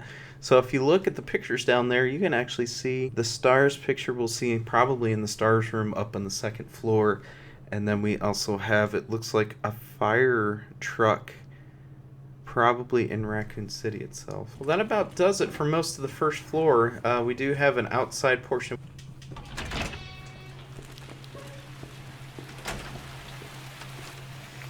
Alright, as we go up on the stairs here, like I mentioned before, this is probably one of the older parts of RPD with the marble sides, the crown molding. So we'll go into the second floor. Lots of activity here on the second floor with a bunch of pooling blood, a lot of smeared blood. So that means a lot of shots happened. There was a scuffle, definitely some scratches here. And then we'll take a look at these pictures here in a second. This is going to be obviously a closed door. And then we've got an unfortunate victim. She's got a watch. Don't know her name, but she's a little triggered, like I'm doing now. And of course she's got some bullets underneath her that you can actually grab. So this will be the second floor, which looks like we've got a picture of armor. Like a knight armor, or can't really tell. It almost looks like Mr. X in a sense, though. Huh, it's an interesting looking picture, that's for sure. And then of course, yeah, this thing here. It's just moving around, making a creepy sound. other than this part of the area here, it hasn't really been messed with. The stairways look pretty much complete. The plant was shifted over, it looks like. There is some blood that's actually here, probably from this side. But yeah, a lot of activity here, so either she must have turned, they must have fought, and just gave up, or they just kind of shot her a bunch and left her there, and then she just kind of sat there the whole time. We're going to move forward in here. There's the men's locker room here, but most of this rest of this hallway hasn't been really disturbed too much. So what's interesting is you've got these pictures here.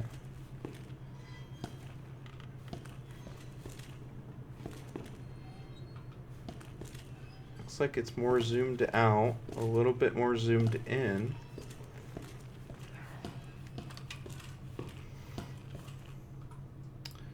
A little bit closer and changing in the picture. It's pretty creepy. It's probably a form of abstract would be what I guess. We've got some janitor supplies here. Janitor cart. We got the same coffee machine we've seen before. We've got the red herb. I'm gonna mix it here. We got the trash and the bag in there, and then this is barricaded up on the second floor here. Looks like we got some different ones here. These are express posts. So this is the mailing cart that... No, yeah, it is. Mailing cart that's usually kind of shown and moved across RPD. We've got some barrels here. We've also got this table, and we've got also, it looks like, chairs kind of stacked up with some cement. So that does it for the second floor in this stairway. Let's go to the top though, and we'll get that out of the way. So then if you go through the other stairs here to the third floor, and of course it looks like there's some rain that's coming down with these windows that are actually there. And then on the third floor in this area here, we've got some boxes that's got some writing on the side here. We've got an old desk not being used. Bullets that were left here, and some packaged up boxes. And then, yeah, if you happen to continue to go forward, you'll see the two lockers here. And you'll see what looks like could possibly be a person of a shadow, but it's not. It's actually of an old tiny mannequin. And then this locker here with the lock on it, with the barricade across. If you recall the events, this is actually where Nemesis kind of knocks it through in the events of RE3, which take place slightly before this, with Carlos and the rest, and we'll see more evidence of that lower below. But this looks like a very classic library with a lot of old books. It just says night on the books. And bevel is all that's there. Looks like we got some other ones here. They killed him. Crater's Rights, home, Louisiana. Louisiana, interesting reference to RE7, most likely. 2020. Interesting. Here, less betrayal. Let's see. Photo Malison. I'm not sure what some of this actually says, but yeah. If you remember, this is the same mannequin that's in RE7. Cannot destroy this one, apparently. Apparently it's bulletproof. And actually, there's old radio. It's got the key that we need, which is most likely the trigger for Marvin Brennan, when we go to another part of everything. More of the old bookcase, the globe, the clock that still stopped at 10:33. More bevel books, and a whiteboard. Alright, we're going to continue and finish the second floor, though, as we go back down here. So let's head this way.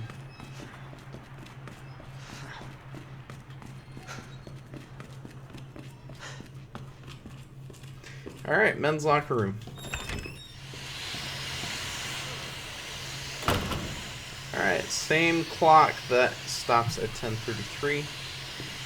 And then to our right, we've got the towels and then the small safe here.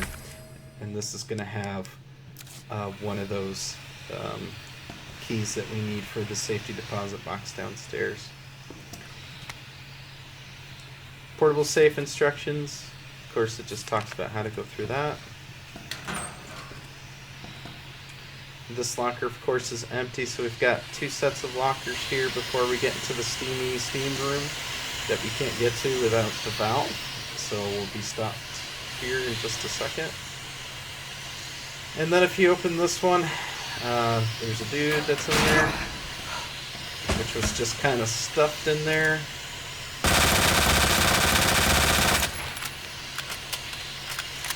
I like the double tap, make sure it's gone. But yeah, it looks like he was just kind of destroyed, messed with, killed, and then shoved in here with a lot of blood just kind of pooling in here.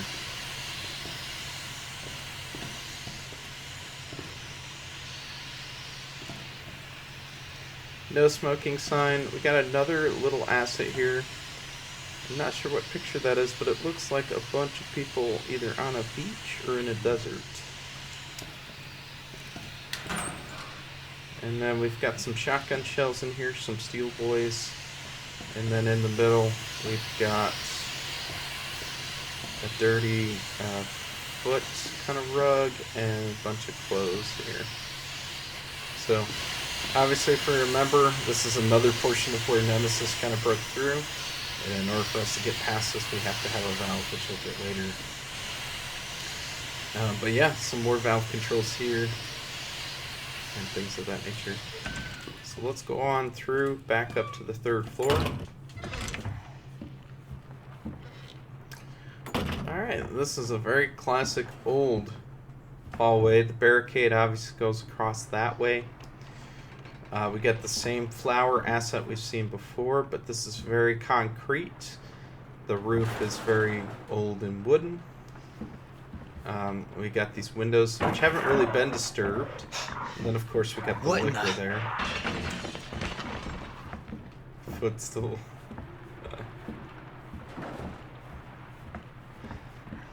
And then, yes, they switched it up so that the liquor wasn't introduced in the hallway down below unless you're coming from the B side.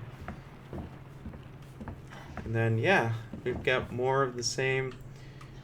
Windows here closed up with the rain falling down. And then, to any survivors? This talks about liquors. They're blind as a bat. That's from David downstairs, one of the cops that survived for a little while. And then, yeah, we got some of these old books here in the cart. So we'll go through this way. So more on the 3rd floor. Looks like a lot of older areas, but we do have some blood activity here. Let me see if that's... You can probably see across from there. Yep.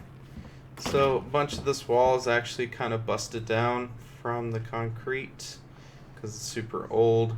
Looks like a little bit of the piping there. But yeah, looks like either somebody crawled over or smacked around or shot.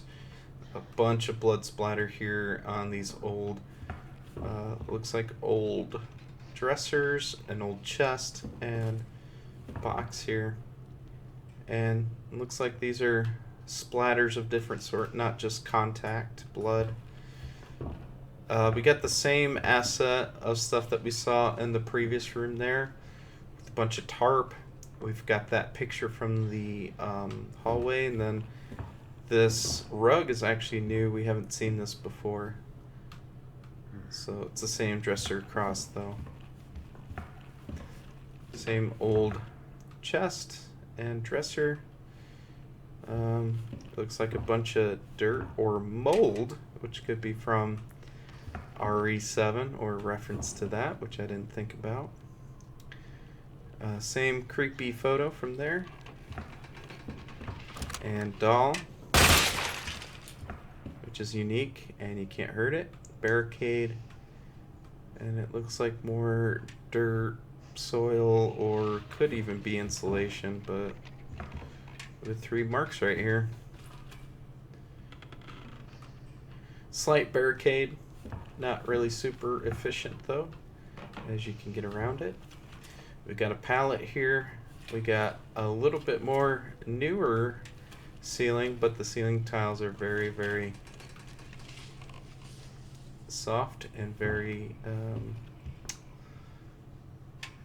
plastic, styrofoamy type. Got some locked up books here with it barricaded a little bit with the bookshelves here and the old trunk.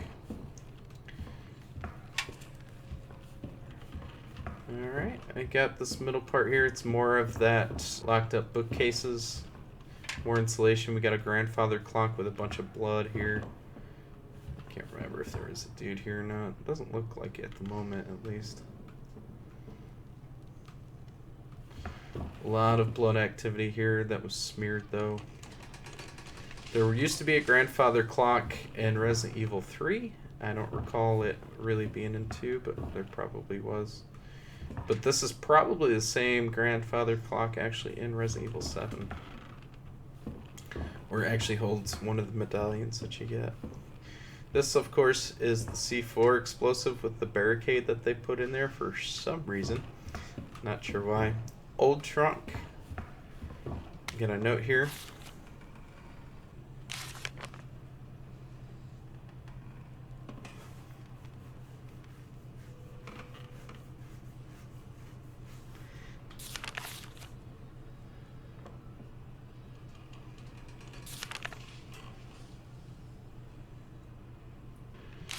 I wonder if this is scribblings of irons, most likely. Because, yeah, there's a lot of cops in here that were actually killed, screaming about justice. I bet you that was Chief Iron, so that kept them up in there with the C4, which is what we're going to have to blow up here in just a second. Old trash, barricade, some insulation. That's going to be the metal bars there that they barricaded up. And then, yeah, a bunch of old statues, more insulation. And that does it for this third floor here.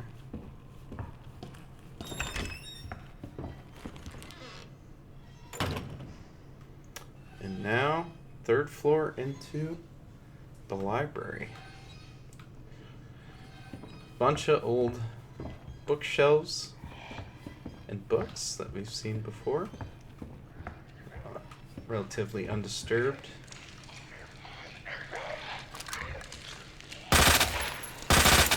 Got some zombies down there.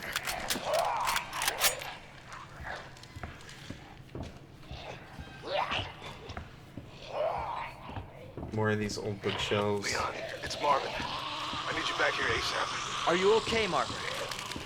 I've got something to show you. It's important. Copy that. I'll be right there.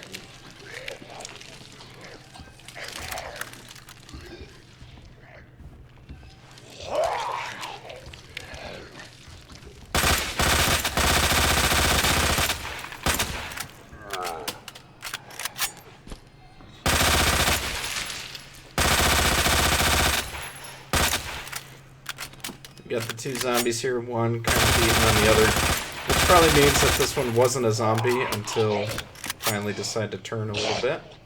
Let's see if we can find that other one and take him out real quick.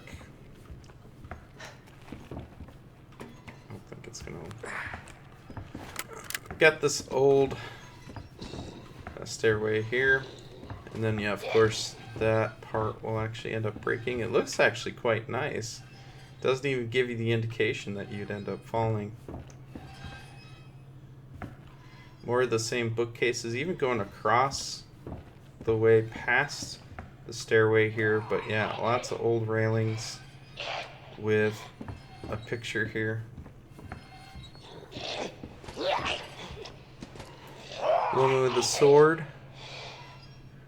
Probably Lady Justice is what it's in reference to, and yeah, the ceiling itself is very nice also. Probably more of Lady Justice. It looks like we've got some flying angels here. Got some more of the chandeliers. Now we'll go down the stairs into the second floor.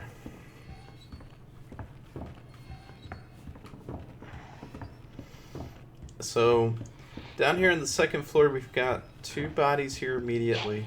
Looks like both cops. Get this out here. Oh, you.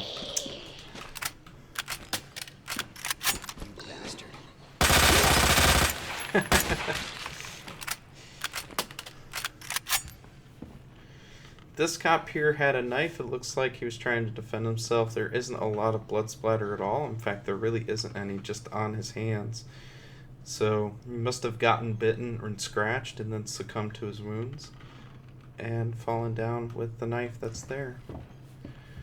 Probably similar deal with this, except this one it looks a little different because it looks like he actually consumed some flesh. So either he just went hungry, went dormant, or something.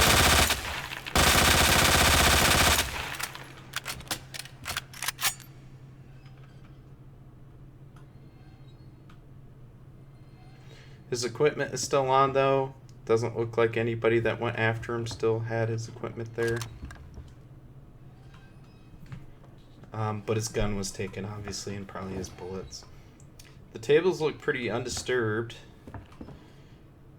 There's just a bunch of books lying around, the same story bevel, probably, and night. Same old-fashioned lamps, and same tables here. We've got a book that we're gonna need, if I remember correctly, that we open up. It's an art object. It's a plastic book, but yeah, the fur probably him holding it in his hand there. Yeah, it looks like a lot of folks had some problems with some books, so probably there was a lot of pulling, but and movement probably with these. Most likely they've fallen from the top, so that means people probably rushed towards it, because with these South Animal India books and all these other ones, they look like they're just kind of meshed around, but it looks like there was some activity that was kind of bashed in onto these to make those books drop.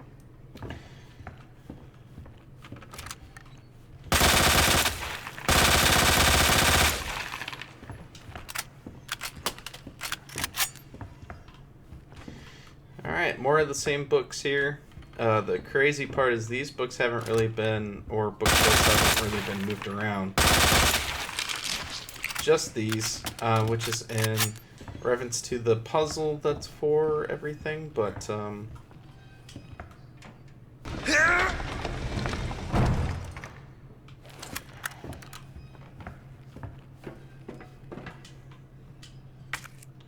just got bullets here on the side.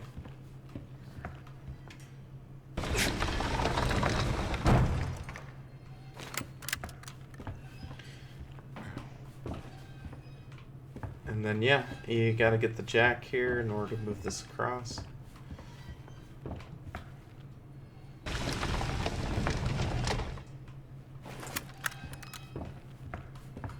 What you put right there. Bookshelf here, a little bit more modern. You got some wooden planks here. You got the ladder. Looks more modern, more like an emergency ladder. And then the same flower asset that we've seen throughout.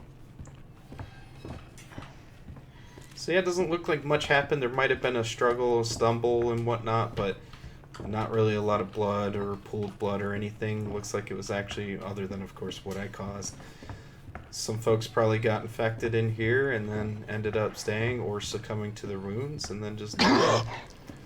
This one's probably the most where the other zombie was after.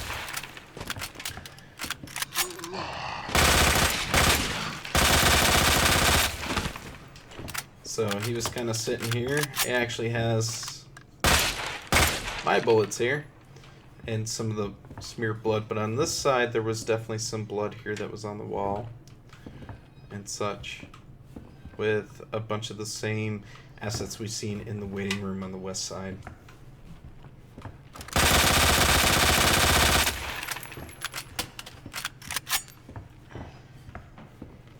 Alright, we'll go into this other room here, and then we'll go back to the main hall. Alright, this is going to be the balcony on what we saw before. So as you can see down there, this was what we saw up top here, which is with the unicorn statue in order to get the medallion here. Which these statues have been around. This is going to be the Raccoon Police Department 3rd floor map. Or upper floors, I guess. Chairs. We've got the flower there. Traditional old lights. It's connected to the same room. This door is going to be locked. And then, yeah, some gunpowder here. And then, of course, this exit sign that's actually lit up. Since we just got this key, we'll use this to unlock the door.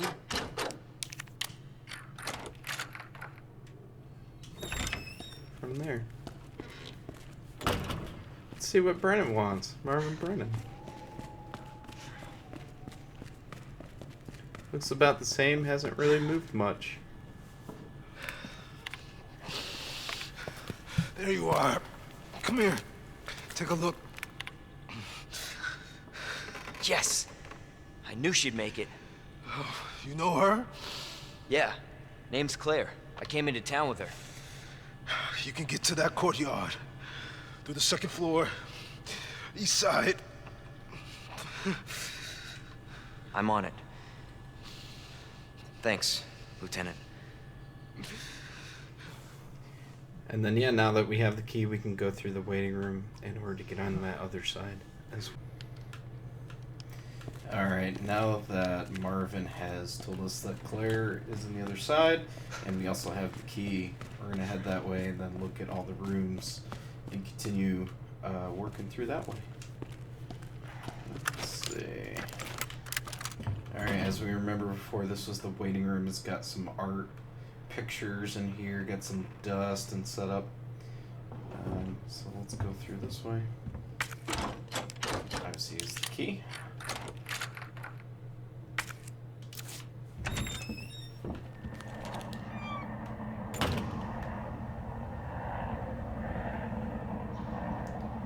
And that's going to be the helicopter as soon as it triggers into the other direction.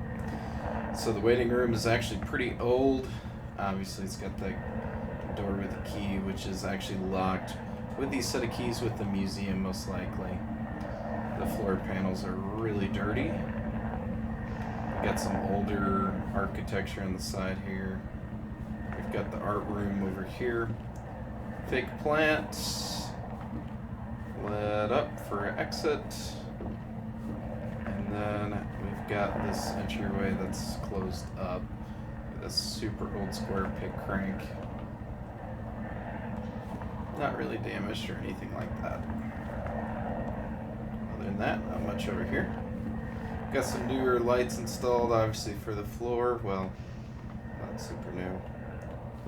But we'll go ahead and go this way, and then we're triggered. As we remember mentioning and seeing, it looks like the helicopter was radioing in before. Goes with the explosion. Same type of molding. Windows undisturbed, so it wasn't a lot of activity. It's happened on the 2nd floor up here. Except obviously now that exit door.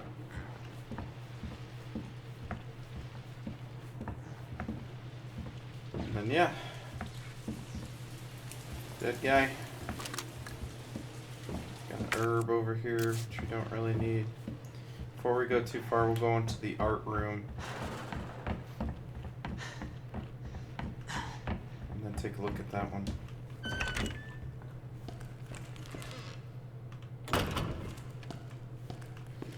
Alright, we got the art room here. It looks like it's mostly set up for storage because obviously this is a Raccoon Police Department now.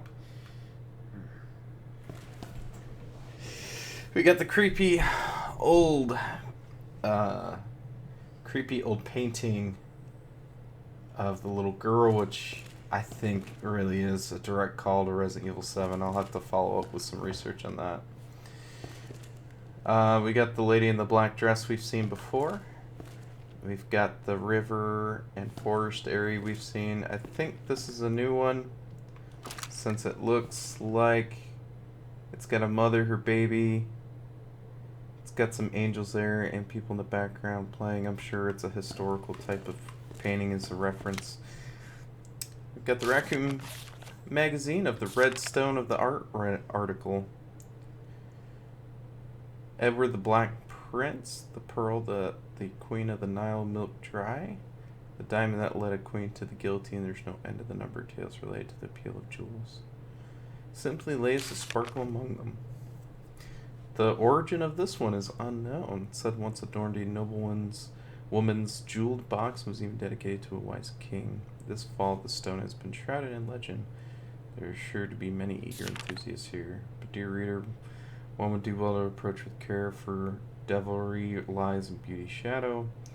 This jewel is turned caring nobles who love their subjects into despots more terrible than Caligula. We have the tales of Pyrrhus here, so it's precisely because these jewels are bathed in blood with their luster stirs something in the hearts of people everywhere. Yeah, so that's referring to the jewel that's in the scepter there. It's the same painting with the forest there. No blood, just some stuff moved and shoved around. More old paintings there. One looks like something related to the Holy Grail, I assume. This is going to be the weapons locker key card that we'll need. And then, yeah, a bunch of boxes here. We've got a statue here with someone with a spear. We've got some ancient lights here. We've got the same grandfather clock we saw on the 3rd floor with no arms on them at all. Like I said, it's probably used in Resident Evil 7 as well. It's the same type. And then, yeah, we got a flower painting here. We got an old chest that we've seen before. Same with the old chests over here. So probably copy and pasted with those. This is the statue's left arm. That's going to hold on to the book we're going to put in there. We got a half statue here of a male. Looks like a father and son statue with pointing. And a bunch of vases. Another old statue in reference. So again, this room is largely undisturbed, so probably not in really anybody's really messed with it. So we'll combine that to this. We'll use that. And so we get the scepter with the jewel in it.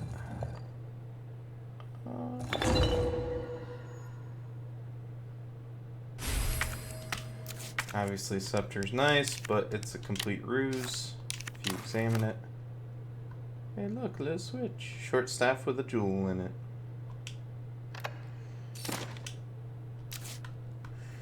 Alright, yeah, so I would say through all the events here, other than if you go through B side of things, the liquor will probably jump through, but this is largely undisturbed and mostly with that. Alright. Go ahead around towards the outside where we meet up with Claire.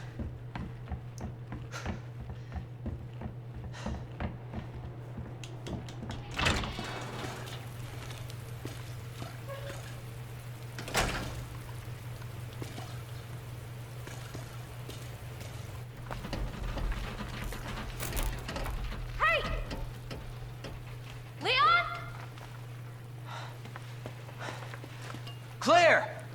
Hold on! I'll be right there! Okay!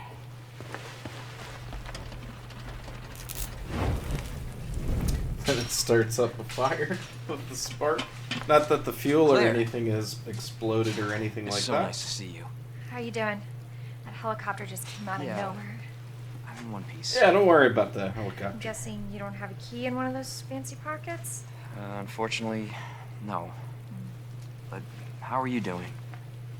You know, just surviving. That's good. Yeah. Any luck with your brother? No, not yet. Claire, don't lose hope. I'm sure we're gonna find him. A little explosion. Damn it. You know what that means? Yeah. Dinner time.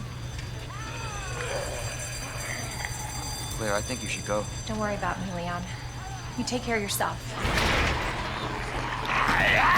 Claire, you need to go. Now! Okay, let's get through this. Both of us.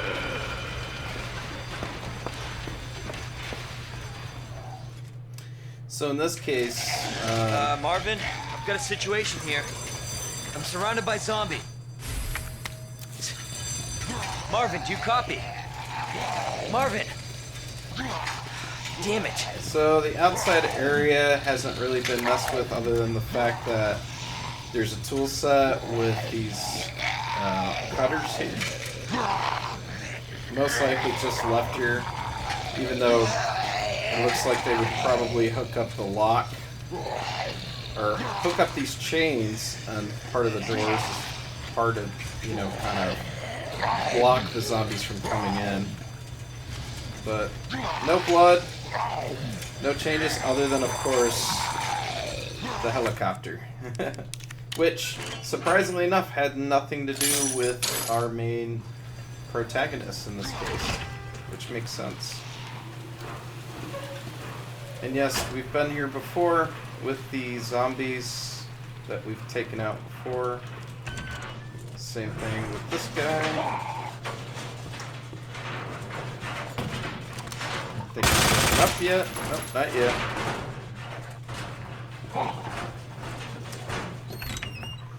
Alright, and then we'll finish up this side here. And since they locked up this door as well,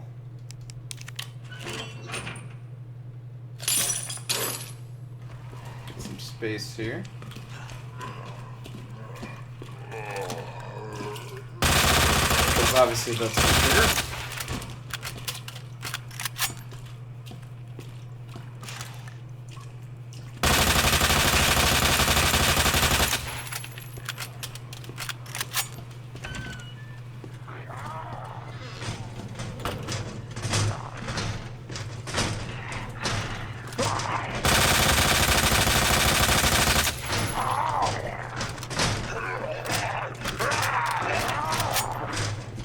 Take out these zombies first before we start looking at this more. Well, we'll just do that once. Alright. So obviously this cop here was left for dead on the side. Before I demolished him into pieces, it didn't look like he had been shot. It looked like he'd just been scratched and turned. To the left here, we've got these couches. We've got the herb here that hasn't been really disturbed, with the lights here still active. On the right, we've got the same bookcase we've seen on the second and third floor, with the same references and art asset. And this looks like the actual, looks like the hat that the sheriff wears if we look at it. Which I think you can actually wear as the Arklay Sheriff. Well, there's no badge on it, so looks like it's just going to be a hat. Actually, no, I doubt that would be Mr. X's hat, but that would be interesting if it was. We got a lot of papers. We've seen these, the blue paper. We've got the same newspaper article, and then the Stars logo on the one there. So, this,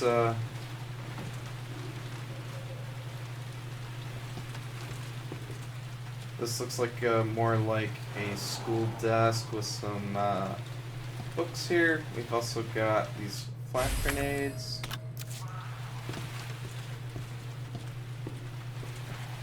same assets with the books. And this actually is different. So we've got a pen cup with the pens and pencils actually knocked over. Generally, we still see it kind of standing up, kind of like this, where it's the same. Looks like the detectives over here are more like smokers, so most likely this is probably the detective area because there's a lot more files. Smoking and, you know, which on the map, if we look in here, it's just the east office, so. But it doesn't look like it has a lot of those older kind of covered desks like it does for the beat cops. So that would be my guess on this side, is that mostly detectives would be on this side for the RPD. Same binders and case files that we've seen spread throughout, which is also used in the gas station as kind of their way of determining their finances. Case files, we've got some plaques here. So we've got the plaque for Brian Irons for your outstanding dedication, commitment, and service to the Raccoon Police Department and to the citizens of our community, November 11th, 98. Or, I'm sorry, 96. We got Attendance Recognition Award to Ralph Hernandez with a bunch of scribbles on there. I can't really read it. We got an officer memorial dedicated to the men and women who protect our lives, property while serving our community, City of Raccoon 97. So this is just a memorial. It's very general. It doesn't say we do it like it did in the dedication of the statue there. And then a service award, Raccoon Police Department, so just random. Same files here we've been through on the outside here. We've got a flag that's encased in a very dirty case. We've got some new lights here. And we also have a 10th anniversary, 1969 to 79 of the Raccoon Police Department. So, if that is the case, the Raccoon Police Department actually was created in 1969, which is good to know. I wasn't exactly sure about that one. So this cop, before I shot him up, it's kind of the same deal. It looks like he was kind of turned, wasn't necessarily bitten, ripped to shreds or anything like that. And then, yeah, we've got the board here. With looks like some new kind of assets here instead of the newspaper clippings, but it's kind of gibberish. I can't really read it. And then we've got some new dresser desks here on the side. We've got a new filing cabinet. Looks like a purse. It's not a satchel. And that's about all. There's some books here which we've seen before, but I can't really tell. We got the same pen case, small flag, and then another variation of the lamp that you don't really see too much of. So I think I'm actually full. Yep. So I'm gonna have to move this out of the way and then throw some stuff into the chest, and then there's a dude usually that comes through here that I remember. There. Who's that?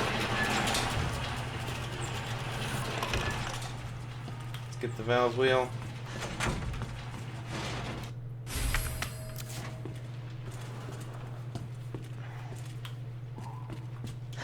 And that's going to cover... Now that we have the valve wheel, we'll now go ahead and head to the STARS room. So that'll cover it for this first floor. Let's go ahead and add this in here.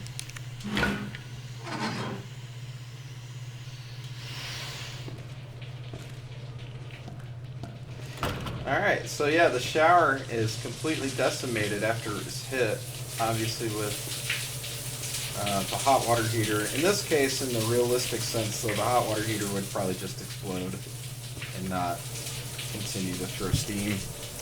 Of course, it depends how it's set up. I know I'm not an expert when it comes to that. Looks like we got some water cups here. Got some plastic containers. We got some shaving blades here. Shavers. Rusty stuff. Very old pipes and such. Classic showers. Nothing really too out of the ordinary there. And some of these newer lights. Opposite side, kind of the same assets. We got some soap. Soap dispensers. We got some toothpaste, some toothbrushes, same mirrors. We got washer, dryer. Got a dead man here. This dead guy here, it looks like he'd just been turned over and died. Probably more recently, actually, now that we think about this. He hasn't turned yet and started coming after us. We'll just go ahead and take care of that. Looks like we got some cleaning supplies. We got some buckets. We got a scale here. And we got more of the same asset of the kind of the steam stuff here. More gunpowder, classic lockers, basket, and windows. So pretty much undisturbed. So this guy must have just kind of walked in here, sat down, probably took a nap, went unconscious, and then that was it. Alright, and then this is going to be the hallway where they introduce the liquor. So obviously that's the women's locker room that was just walked through on the other side. So on the right here we've got a bucket that's kind of open. Looks like we've got the mop in there. Yep, that's probably dried up by the looks of it. And we got the Compa cola or drink from the vending machines we saw before. Similar couch, and we got a dead guy here. It looks like he just turned. No blood spatter or anything, so he's just dead until the virus takes over. Same couch, got some newspapers there with the shotgun shells. This is a new newspaper article asset with a bunch of people in there. Not entirely sure what it's for. We got the Arba and the Campa. We got the same asset with the cigarettes and ash. And there's the drinks from the cold drinks that we've seen before. We've got the trash factor here with all the stuff in there, and then the barricade that's set up at the top. So it looks like we got some blood splatter here. We have a cop that didn't make it through. It looks like he was whipped off with his leg and probably killed by something. Most likely liquor, if I had to guess. Can't really move the body too much. And then we've got an open, busted window. The same, looks like we got the flower setup that we had in the other ones actually busted this time, so taken away. And then we got a dead cop here. Most likely, I think the liquor will take him. I can't remember which, one of the two bodies. Seen those two clippings before. The hallway is very old with the different molding with some of these. Looks like we've got the bar across with some handcuffs, so this is where generally lock people up. In particular, you're looking to investigate. In this case, it'd be the STARS team that would be using it. So we'll move forward. Obviously, there's the liquor up there. I wonder if I can kill him before I activate him. I don't think so. I'll be surprised.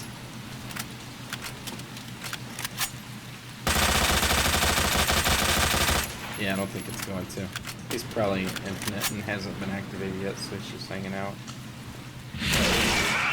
Oh boy.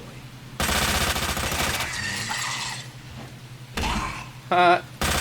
Those counted. That's so cool. So as soon as I shot when he was activated, he was dead. Alright, yeah. We got a bar here. We got a few handcuffs here. got the dead guy here that the liquor is going to eat for lunch. Obviously, he was killed. There was a lot of blood splatter, probably from all the bullets and probably stuff I shot, but there is a lot of blood in this avenue, so this has definitely been the liquor's playground. STAR Special Tactics and Rescue Service, which this is a very traditional sign that you actually see in the original Resident Evil 2. Same blue paper, newspaper clipping we've seen before. So the liquor probably came in from the top and jumped right through this window here, busted it open. Actually, I take that back. He would have destroyed the wooden panels here, so it looks like it's just the glass that was shattered. So this happened probably before, which means the liquor came in here probably through an ulterior method here. Alternative method. But yeah, a lot of blood splatter and such. Not a lot of bodies, at least from the other side, so most likely there was a fight, probably with shooting the liquor all the way around, even including the top. So the entryway is probably going to be from up here in the air duct from the liquor itself. A lot of blood splatter, so there was obviously a battle, and the liquors came here and probably took over one or possibly two. Let's see, so we've got some cardboard boxes here. We do have a basket with some clothes, and then we got the plant knocked over. The shades obviously busted up. Linen room right there. That's gonna have the special key with the diamond. We got an empty bookshelf here, and then the same door that we've seen before. And we would just unlock that guy. And before we go into the linen room, we'll go into the stars room and take a look from there. And that'll kind of finish up most of the second floor. Alright, the stars room. Everybody remembers the stars room because it was one of the big pivotal points in the original Resident Evil 2 game, which they did for the remake here, but it looks like we've got the same clippings. Missing 12-year-old discovering Raccoon City. So they put that and the blue clippings up. Very old office, but at least is up to date as much as what the budget can provide. Got some trash to the right here. Red herb, a bunch of luggage. Looks like we got old CB equipment, and then we've got oh sorry, just a big kind of metal closet type thing kind of set up. Then we got a handwritten note here, but we can't really read it. And it's kind of, I could always zoom in, but I don't think I'm going to be able to read the cursive that's on there, but it's very handwritten and very different, so that's something that's new. More of the same, but it's closed. The next file cabinet next to it. Before we get into that office there, let's take a look at the rest. So we've got a dartboard here, which I think there might have been a dartboard in the original, but I believe, if I remember correctly, there's these file canisters here set up here. We got a cork board. We got the same clippings from all the way around. We got a new type of crime statistic piece of paper here. We've got 2 lion images here. And looks like we've got some more of the same clippings we've seen throughout, but they're actually all placed in the same set. So, obviously there's a Mr. Raccoon somewhere. We got the radio equipment. We've seen this in Resident Evil 2 before that Leon used in the original, contacting somebody, as well as Resident Evil 3, Jill contacting Carlos. Mr. Raccoon mascot, we just took out. Looks like we got some super old shelves, very rusty, dusty, and just old, probably super old either case files or special operations not really used. Looks like we got at least some modern looking chairs here that are somewhat comfortable, that are leather. Looks like we got some water cups on the floor, and we've got some paper spread out, even on the radio equipment. We got a CRT computer monitor. We got the same gray box assets used there. We've got a fax machine right here, which, if you remember, in the original Resident Evil 2, it was closer to the door. Water cup, and then the same notepad that we've seen before. Similar corkboard just to right behind us, except these things are just kind of moved around in another variation. Same clock asset we've seen everywhere else. We've got the medical bag here that's got a first aid spray, which, if you remember, in this single Resident Evil, in the original Resident Evil 2, that was the same thing. Valor Award. I can't tell who that name is, but Police Work Dog Association, so they do have a dog unit. And then Brian Irons' award there we've seen before. Raccoon Police Department. Looks like there is some writing there, but in recognition of Police K9 Jack, retired with 8 years of faithful and devoted service member, 1986 to November, or 1988, September 1988 to November 1996. So they did have a dog unit, and the dog unit actually, his name was, the dog was Jack, which is interesting. I did not know that. Yeah, Police K9 Jack. So that's nice. Can't really read that, so I'm not going to. The 10th anniversary award we've seen. Ralph Hirons for attendance recognition. And we've got some achievement awards here. Looks like Achievement Award 97. Ralph Hirons, so the attendance guy. Can't read that last one. Olivia Bennett for 1994 and 96 to Adam Wallace, I think is what that is. Massive Stars Raccoon Police Department logo on the wall.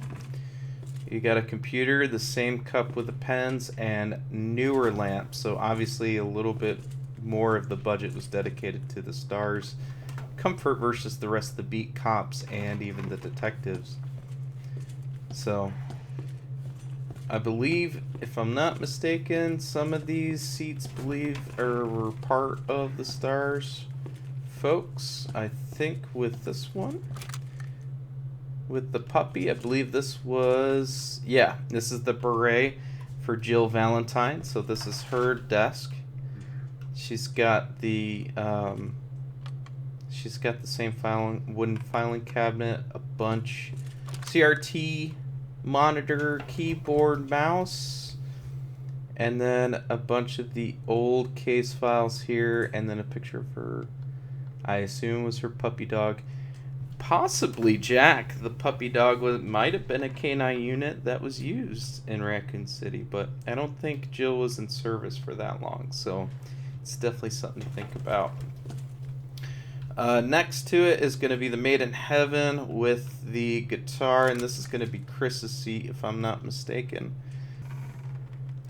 And it's the same type of awards there, 94, 96, 97, and 98, so nothing new there. There is a 20th anniversary award here, and I can't really see... I can't tell what image that is, but that looks like it might be the newer Clocktower, possibly, or the overhang, so interesting.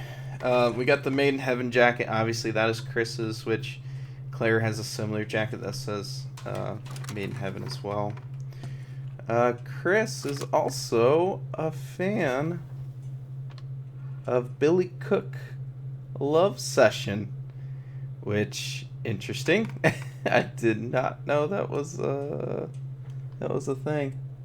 Steel Fonks, Jacob's idea. We got a pen here, and we got the same CB equipment except it's newer and less dusty with a wire sticking out. CRT monitor and keyboard. But yeah, apparently he likes to show his musical tastes and Love Sessions. So with Billy Cook. Flashbang grenade, and it looks like this desk here is mostly used for storage, as it looks like there's some boxes here that are empty, some cardboard boxes. We've got shotgun shells, CRT monitor, some more case files. So similarly behind them. And then we've got boxes with guns on them, which it looks like mostly going to belong to Barry Burton, which is going to probably be his seat here. 3 boxes with guns on them. Same traditional kind of filing cabinet that's wooden, and the CRT and the keyboard. And then the seat or desk next to him, probably more storage. We got some handwritten notes and some notes here with no writing on there, just kind of put on this whiteboard here. A bunch of markers and stuff, very dusty, hasn't probably ever been used for a very long time. And then we got some American darts here that are used over here, probably on the dartboard. And they are the same kind, so yeah, it's probably the backups that aren't really used all the time. It looks like we've got a little bit of a building award there. We got the South Animal India books, and then we've got a few trophies here. Probably marksman awards, but it's all kind of gibberish, doesn't really tell you what it is. And then we got a locked up area here, probably for the more weapons, I think for the Magnum. Stars, computer that's actually set up and working with a rotating stars emblem on a metal. Interesting that a metal desk is used. It's obviously pretty rusted. The Thanks Center is what the PC is. Very traditional. It's got a CD drive. It's got it looks like 2 USBs, and it does look like it's got a headphone jack and a jack for a microphone. But yeah, mouse and keyboard. So, all right. Then the last big piece is obviously going to be Wesker's office, which everybody knows is Wesker's office because of the original. Well, his was in the back. He didn't have a separated area, but we know that this is his office because of the fact that it's got the hidden photo of Rebecca in here. But this desk is actually custom made. It's even got a Stars Raccoon Police Department logo on the front, which is really cool. We got a night book, bunch of papers, pens, pencils. We got the knocked over pen cup, classic lamp there, and we got the battery with what looks like a boom box that's been turned over, which has the 9-volt battery we're going to use for the detonator. RPD internal memo. So we got the combination here for to the west office, which is 915 and 7. Got the massive Stars logo, Special Tactics and Rescue Service. Obviously this is quite cleaned constantly. Nice big old leather chair. Spilled water cups in here. Looks like we've got some discarded papers. And then we've got the classic original, and yeah, that was in the original Resident Evil 2 of the Stars team, with all of them equipped outside in front of the helicopter. Got some old books there. Brian Irons Award, 20th Anniversary Awards. The few other ones there in the Achievement Awards here. Same ones we've been seeing with the same people on it. LaTanya Riviera for 96. And then, yeah, same awards there. Got the same books we've seen before. We got a different looking vase with a fake plant in it. And I think that's about it. And that'll do it for the RPD Stars office. Alright, and then we're going to go through this next room here. This is obviously going to have... We're going to have the cardboard boxes on the left here. We've got the CAD locker room, or CAP locker room combination. Somebody left it here for somebody to grab a hold of, I guess.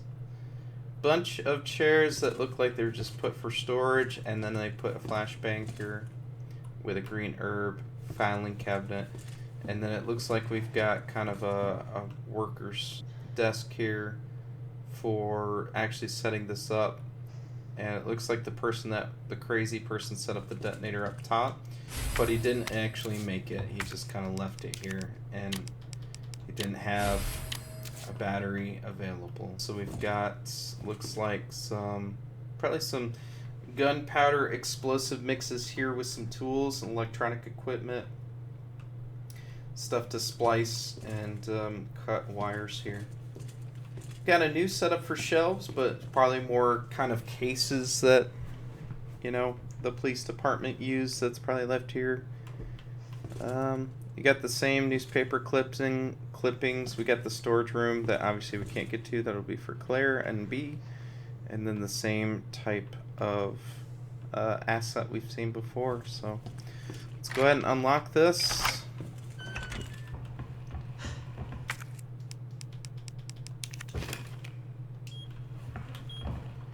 Funny trick is if you go over here, it will delay this from actually falling over.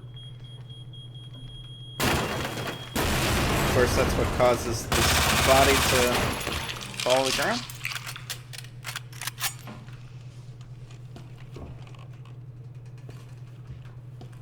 And the liquor won't pop out yet until you go over here and trigger it in there. But yeah, the crazy guy basically barricaded, and I assume that's probably Chief Irons, who probably just didn't give a shit after a while. Probably left all these guys here, shot them down, and left them while barricading it up, and thought about actually exploding them more. Looks like we got more of the old kind of furniture. Looks like we've got some bullet holes that was done here, some shots. More storage, old globe, assets that we've seen before. Looks like with this last medallion, it's definitely been cleaned and whatnot, and I think it was kept here for safekeeping. Definitely parts of it though, looks like it's probably to be restored. What the hell was that?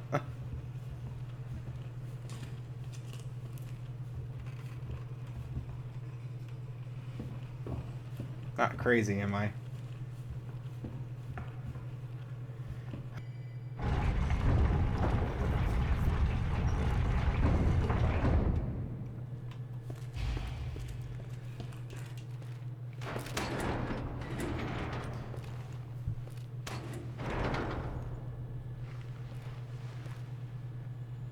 So it goes underground.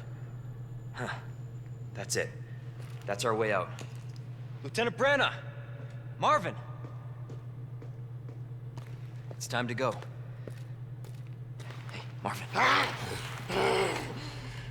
Of course they do that. I A need to little get you to go to scary. hospital right now. Let's see if he turned. No, I... save yourself. Come on, I've got you. Go! Look, we can still make it out of here together. Just give me... It's too late. I tried, Leon.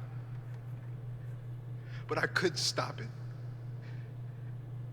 We can't let this thing spread. It's on you now. Just go.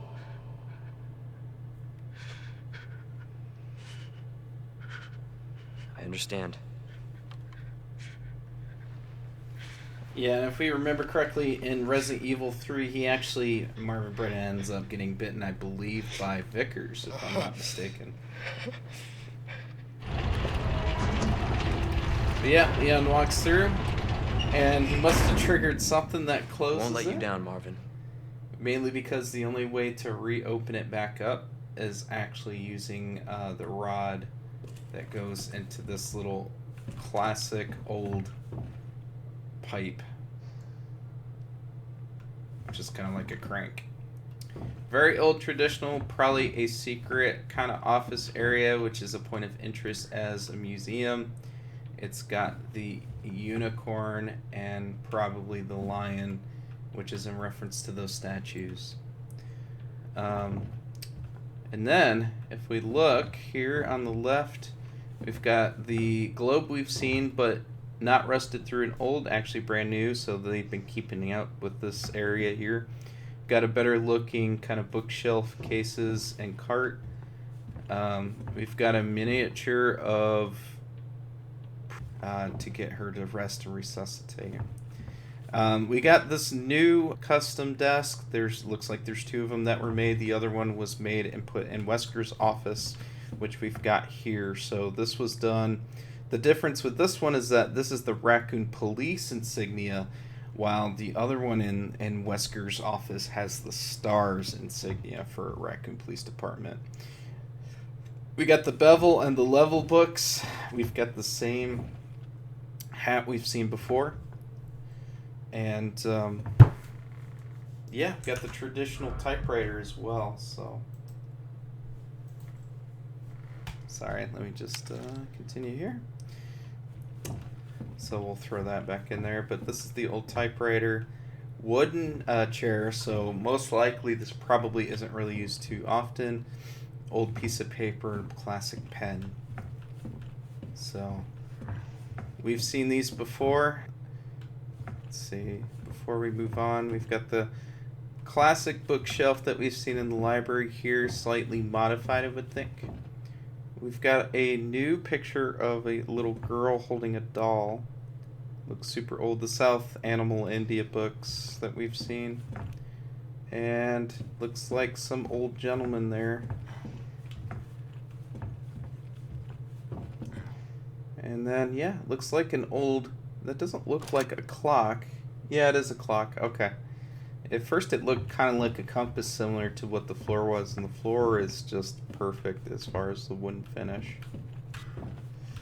We got the same kind of item chest. We got the RPD Raccoon Police with a flag on it.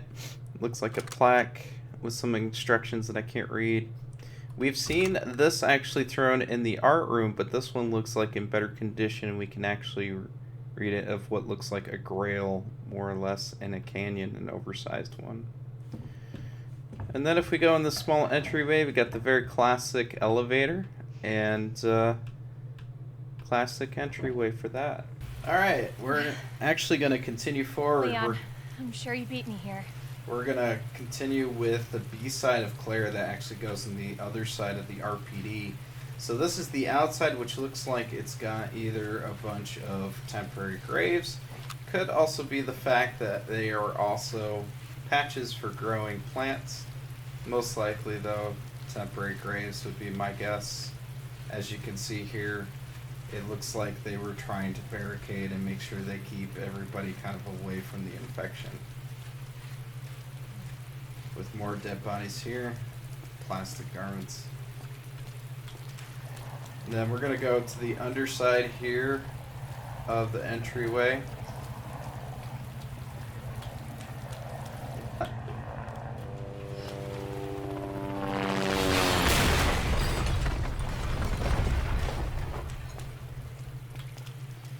And then this is going to follow on the events that we saw before, but the outside is mostly kept up. It's got some old kind of benches here, lights, and then we got some dead bodies that were just kind of left out here. Looks like probably from previous rushes before. Most likely probably just kind of shot and left for dead and killed. Leon! So we know what's going to happen there. Then we're going to run past these guys best as possible.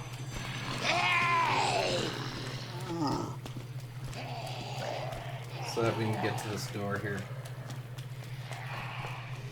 So if you remember in the original Resident Evil 2, there was not a door left under here, so this is kind of a little more of an outhouse area underneath the entryway. There's going to be a large caliber handgun and the alternative handgun, as well as a courtyard key. So, very small. Obviously, this is a reference to Chicken Heart Brad Vickers. That is only seen, I think, in this and some of the B parts of the scenario for the RPD. This is going to be the most favorite gun that I enjoy, which is quick draw aiming. That's honestly what Kurt should be using. This is going to be the RPD uniform and outfit that Leon picks up in his B run scenario and such here. So Same clock asset here with the same kind of heater, CB equipment, and it looks like we actually got a coffee cup here. So this may have been used just as a changing area for outside patrol areas, would be my guess.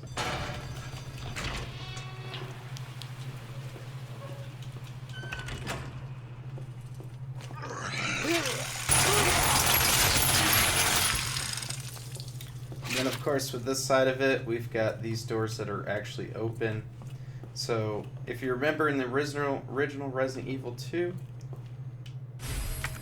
take this knife because why not? This was a scary courtyard, actually. This is one of the freakiest ones that I've seen. We've got some cold drinks here you can barely see on the left. We've seen that. We've got these benches with the leather couches. A regular wooden bench with no bar on it for the handcuffs. Trash. We've got the plants. And then we've got these windows, which right now have been undisturbed as of yet. So just like in the original, these do eventually get overtaken later on. You can actually use closed shutters for these, but in this case here for the remake, it's going to be the barricade. So we got cleaning in progress, a blocker here, we got a plant. We've got the same kind of setup with basically the mop and the bucket with the vase. Some cleaning equipment here. We got the same newspaper snippets here, and then the old kind of shelves we've seen before in the past. So this is a little resting area for police officers.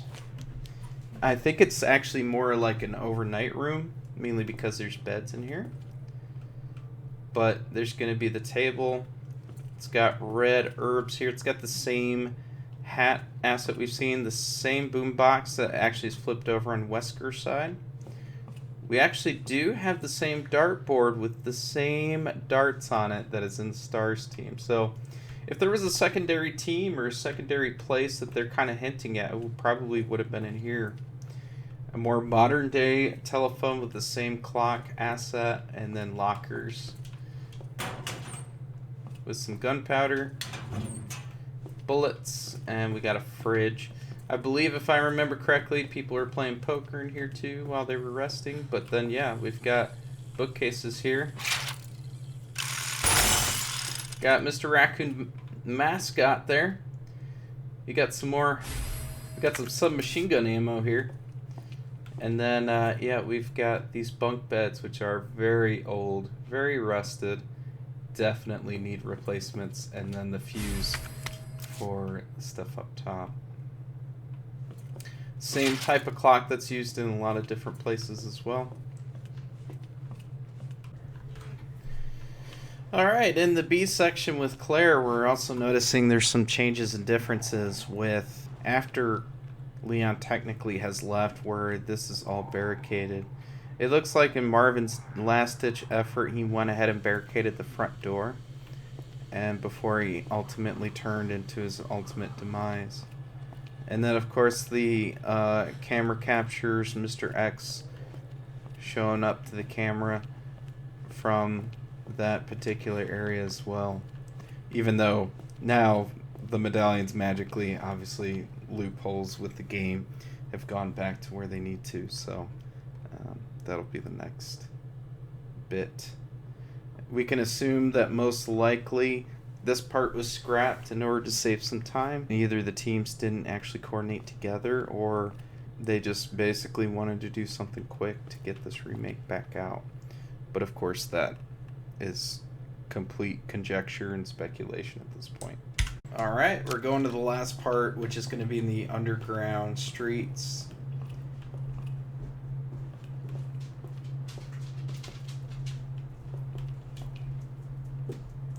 Obviously, this is going to be express elevator to the chief's office, which is the sole elevator that he can use, to the underground controls and stuff. So we'll need to get the key and basically do that next.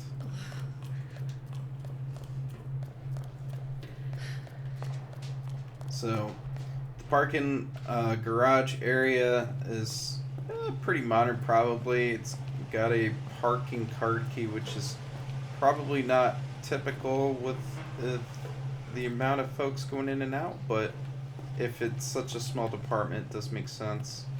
They have a SWAT police vehicle. We saw the Raccoon Police Department cruisers, very similar to the sheriff's cruiser we saw at the Mizoil gas station. So it looks like they got 2 SWAT vehicles, and then it looks like someone's personal or undercover cop car here. Very white, unmarked, such as keep this area clean with a bunch of looks like just a bunch of garbage bags and such. And then another personal car. It looks like kind of a Mini Cooper type car as well. So let's go into the training area here. Before we do that, we see another cold drinks kind of display.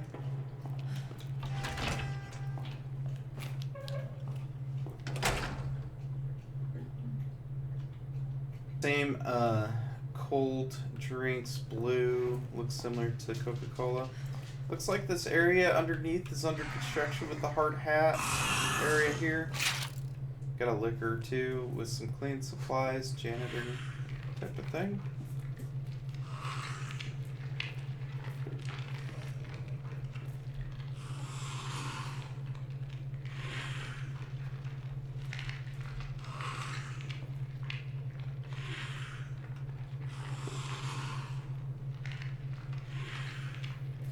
And then the liquors kind of inhabited this area as well. Looks like there was a failed barricade that was kind of put here with some rust and blood spots here.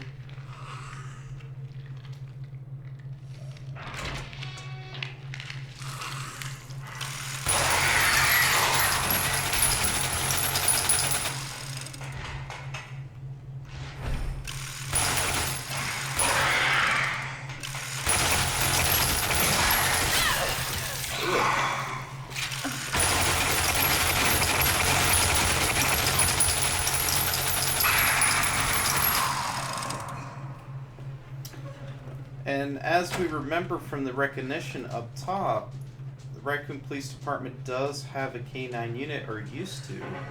So this looks like an area for all the dogs that were kind of kept.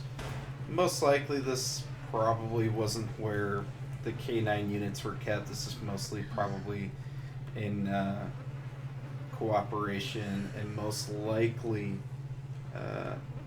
in kind of working with the K9 and animal control units, as there's more than just what looks like what could be for dogs. If we look to the left here, got a lot of old supplies. We've got the mop and the bucket, old shelves, cardboard boxes. Got the cleaning station here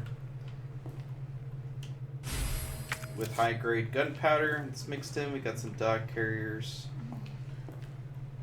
animal feed for the animals here.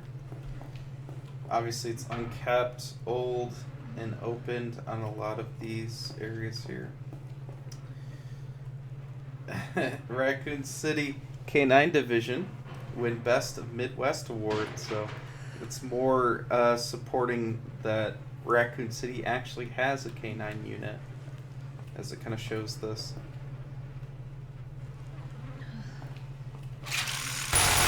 Mostly Dobermans, obviously. So we'll keep going.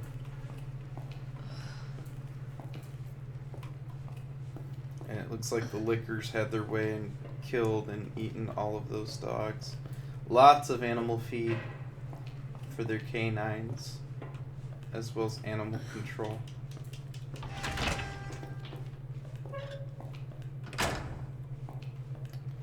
But yeah, the barricade probably was more or less set for the dogs. I would take it. I don't think they were expecting lickers to come down here and take over.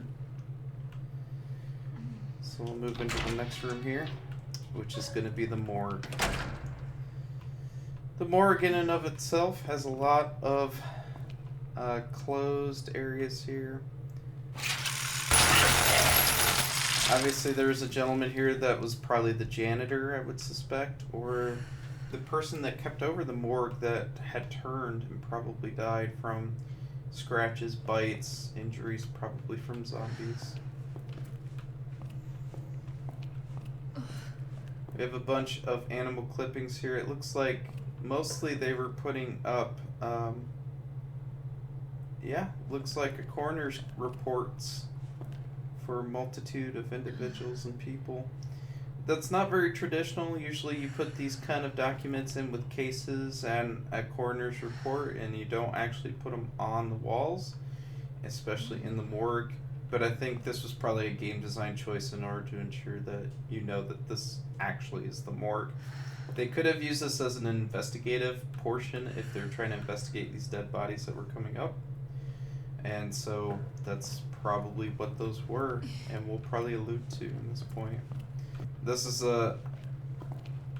obviously the bed there to actually transport the bodies with the morgue between the vehicles and the morgue itself. We got the typical clock that's over here with the same time and date. It could insinuate that there obviously was an EMP, but then again, there's a lot of equipment, electronic equipment that was used, so that's mostly just a copy and paste of assets.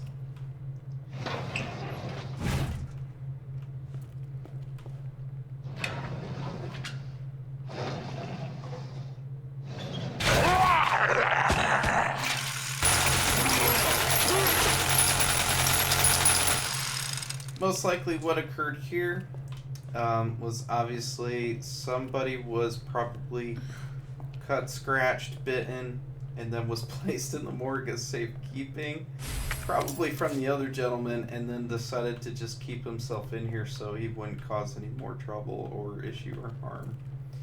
But wasn't shot at. There hasn't been a lot of blood placed anywhere because usually morgues are kept up pretty cleanly.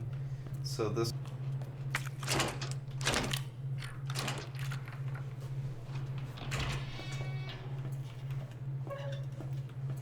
And Brian Irons is somewhat smart by locking up the actual electronic door and actually shutting down his express elevator to probably prevent from anybody going in and collecting evidence on him, to basically keep it shut, locked, and away. The electrical room is very small. It looks like it's got some electronic equipment. It's definitely got some pipes and such. It's got some electronics in here. Some old discarded food, moldy food most likely, some gunpowder. There are a lot of smokers, obviously. We got some parts for the grenade launcher, lockers, and actually a big gym bag here, just kind of kept here. But used often, probably not cleaned up very well. Hard hat area, so probably just operators here and there that would be here in case issues come up, since it's an old elevator. Old traditional elevator, just like the last one that we saw underground.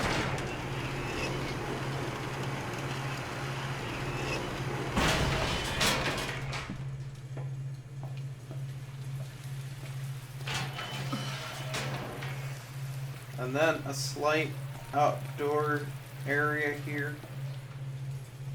Looks very old, probably a back portion of the museum.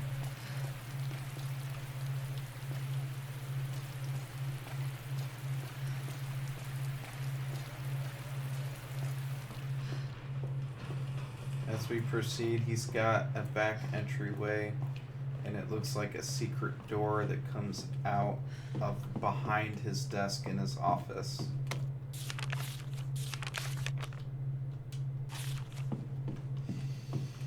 Which is already opened up. If we start looking at all the artwork, it looks like it's kind of the same artwork spread throughout RPD, so they probably just did copy and pasted of all those assets. Except there's a plaque of Brian Irons himself with a very creepy looking face. RPD flag. His briefcase by the looks of it. Plaque with the flowers. More of the same trophies that we saw in the Stars room. And he did like to kill and hunt as sport, as we know with Brian Irons, in addition to people. He's got his own coffee maker, some wine, eagle, crocodile. He's got his own typewriter, raccoon, deer. He's got his own turntable by the looks of it.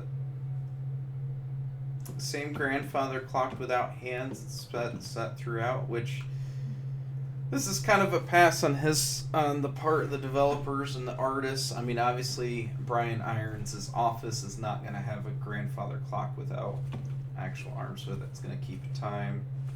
Got some plaques here that we've seen throughout, and a little bit more that are custom with the RPD logo. We get the same book and movie assets kind of here on the bookcase. We got a fox, got a turtle. Another piece of artwork, looks like it's much more kept up than the rest, as well as the statue, bronze. Got a wolf here. Got some more bookshelves here in the entertainment area. We got some deers here. And then, of course, the heart logo door. And then in the middle, we got a round table with what looks like whiskey, or a form of alcohol, and 2 leather chairs. So if we go into his study area, we have, of course, in the original Resident Evil 2, got the big tiger that he obviously hunted as a trophy. Or he bought. Probably bought with the way that Brian Irons is he's kind of overweight. May not be able to do that, but who knows. And then a back storage area that mostly he's kept in. And this, of course, will house the parking pass that Claire needs. It's got a lot of traditional and old, it looks like pottery. We got a bear trophy. Some plates, dodo bird, vase, and then of course we've got the plaque with the heart key in it that looks very old, so probably back during the day of the museum portion of the RPD. If we look into this, and we'll have the heart key that's actually about that.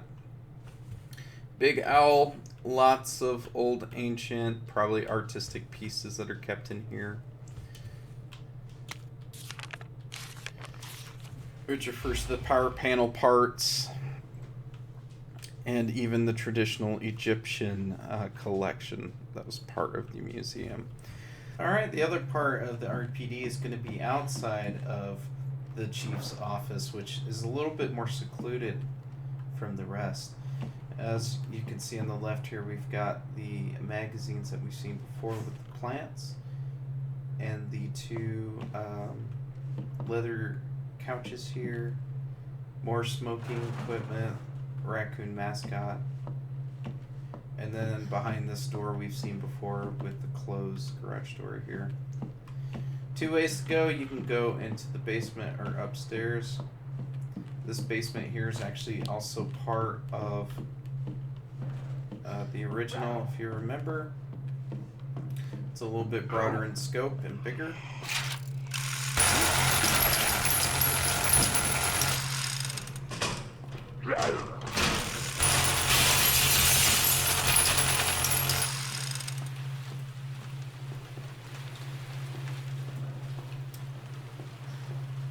This one, for our purposes, is going to use the heart key.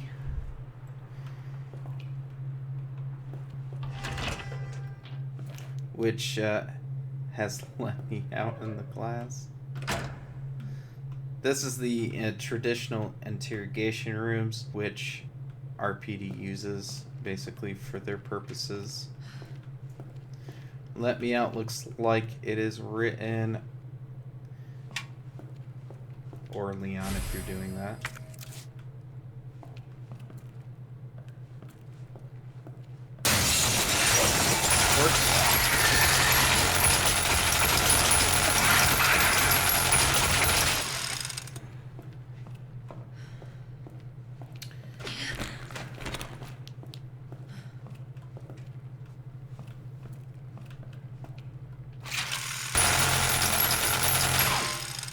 In the opposite side of the interrogation room, it will have, oh, this is just kind of the 6, 2, and 11.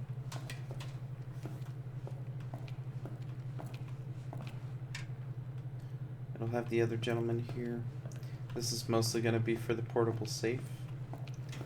This is the key that Leon gets, which is the diamond key.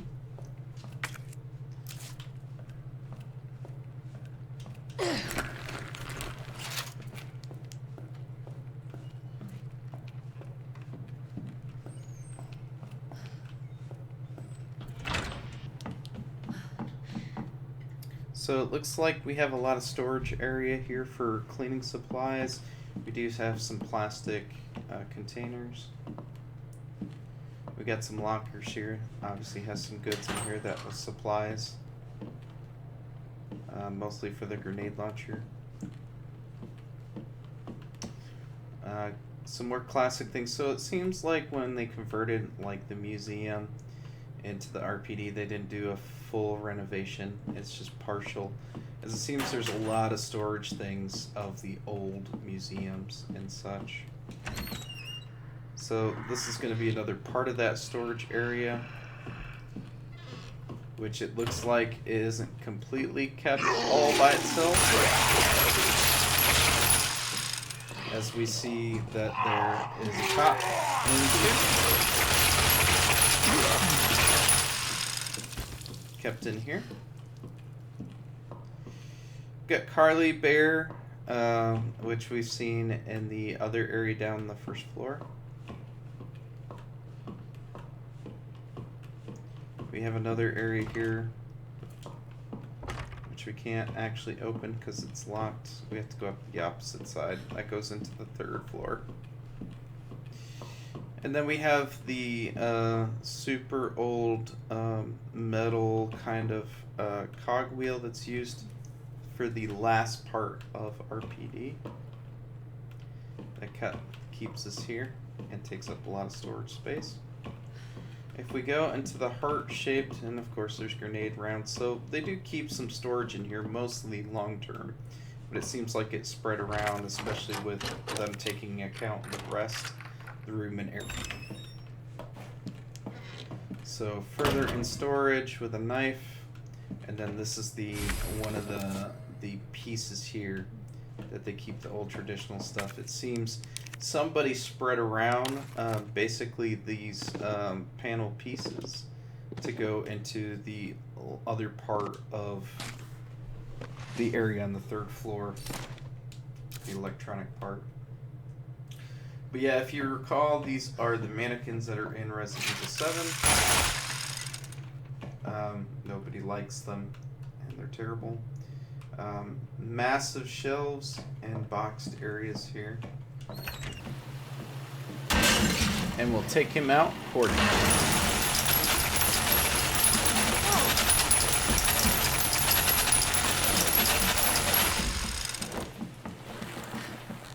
Storage room, which actually is closed off by two different doors with two different keys. 3-leaf clover, and then one for the heart. The heart obviously for Claire.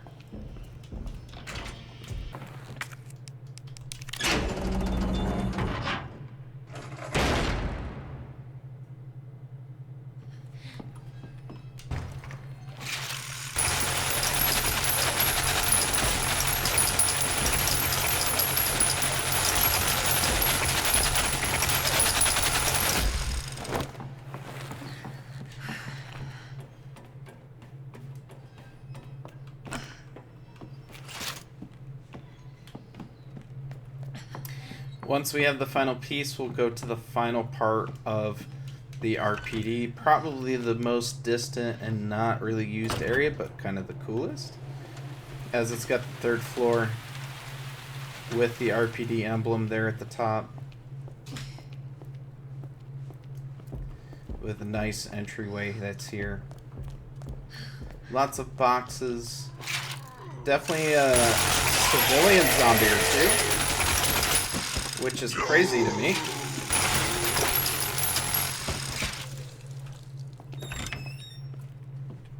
With the final area being a similar kind of cogwheel, it looks like there's some old furniture of a round table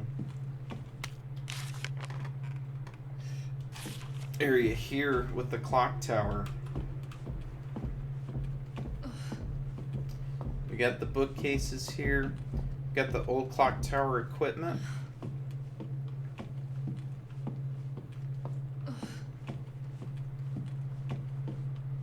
And such here. Old furniture with an ancient door. This obviously connects to the other part on the 3rd floor, which is where it's barricaded on the other side. What's interesting is once you put these cogwheels together and you actually run the equipment, the clock tower then strikes and works through and then drops everything that is actually here at the top, which has the essential equipment you need to carry on through.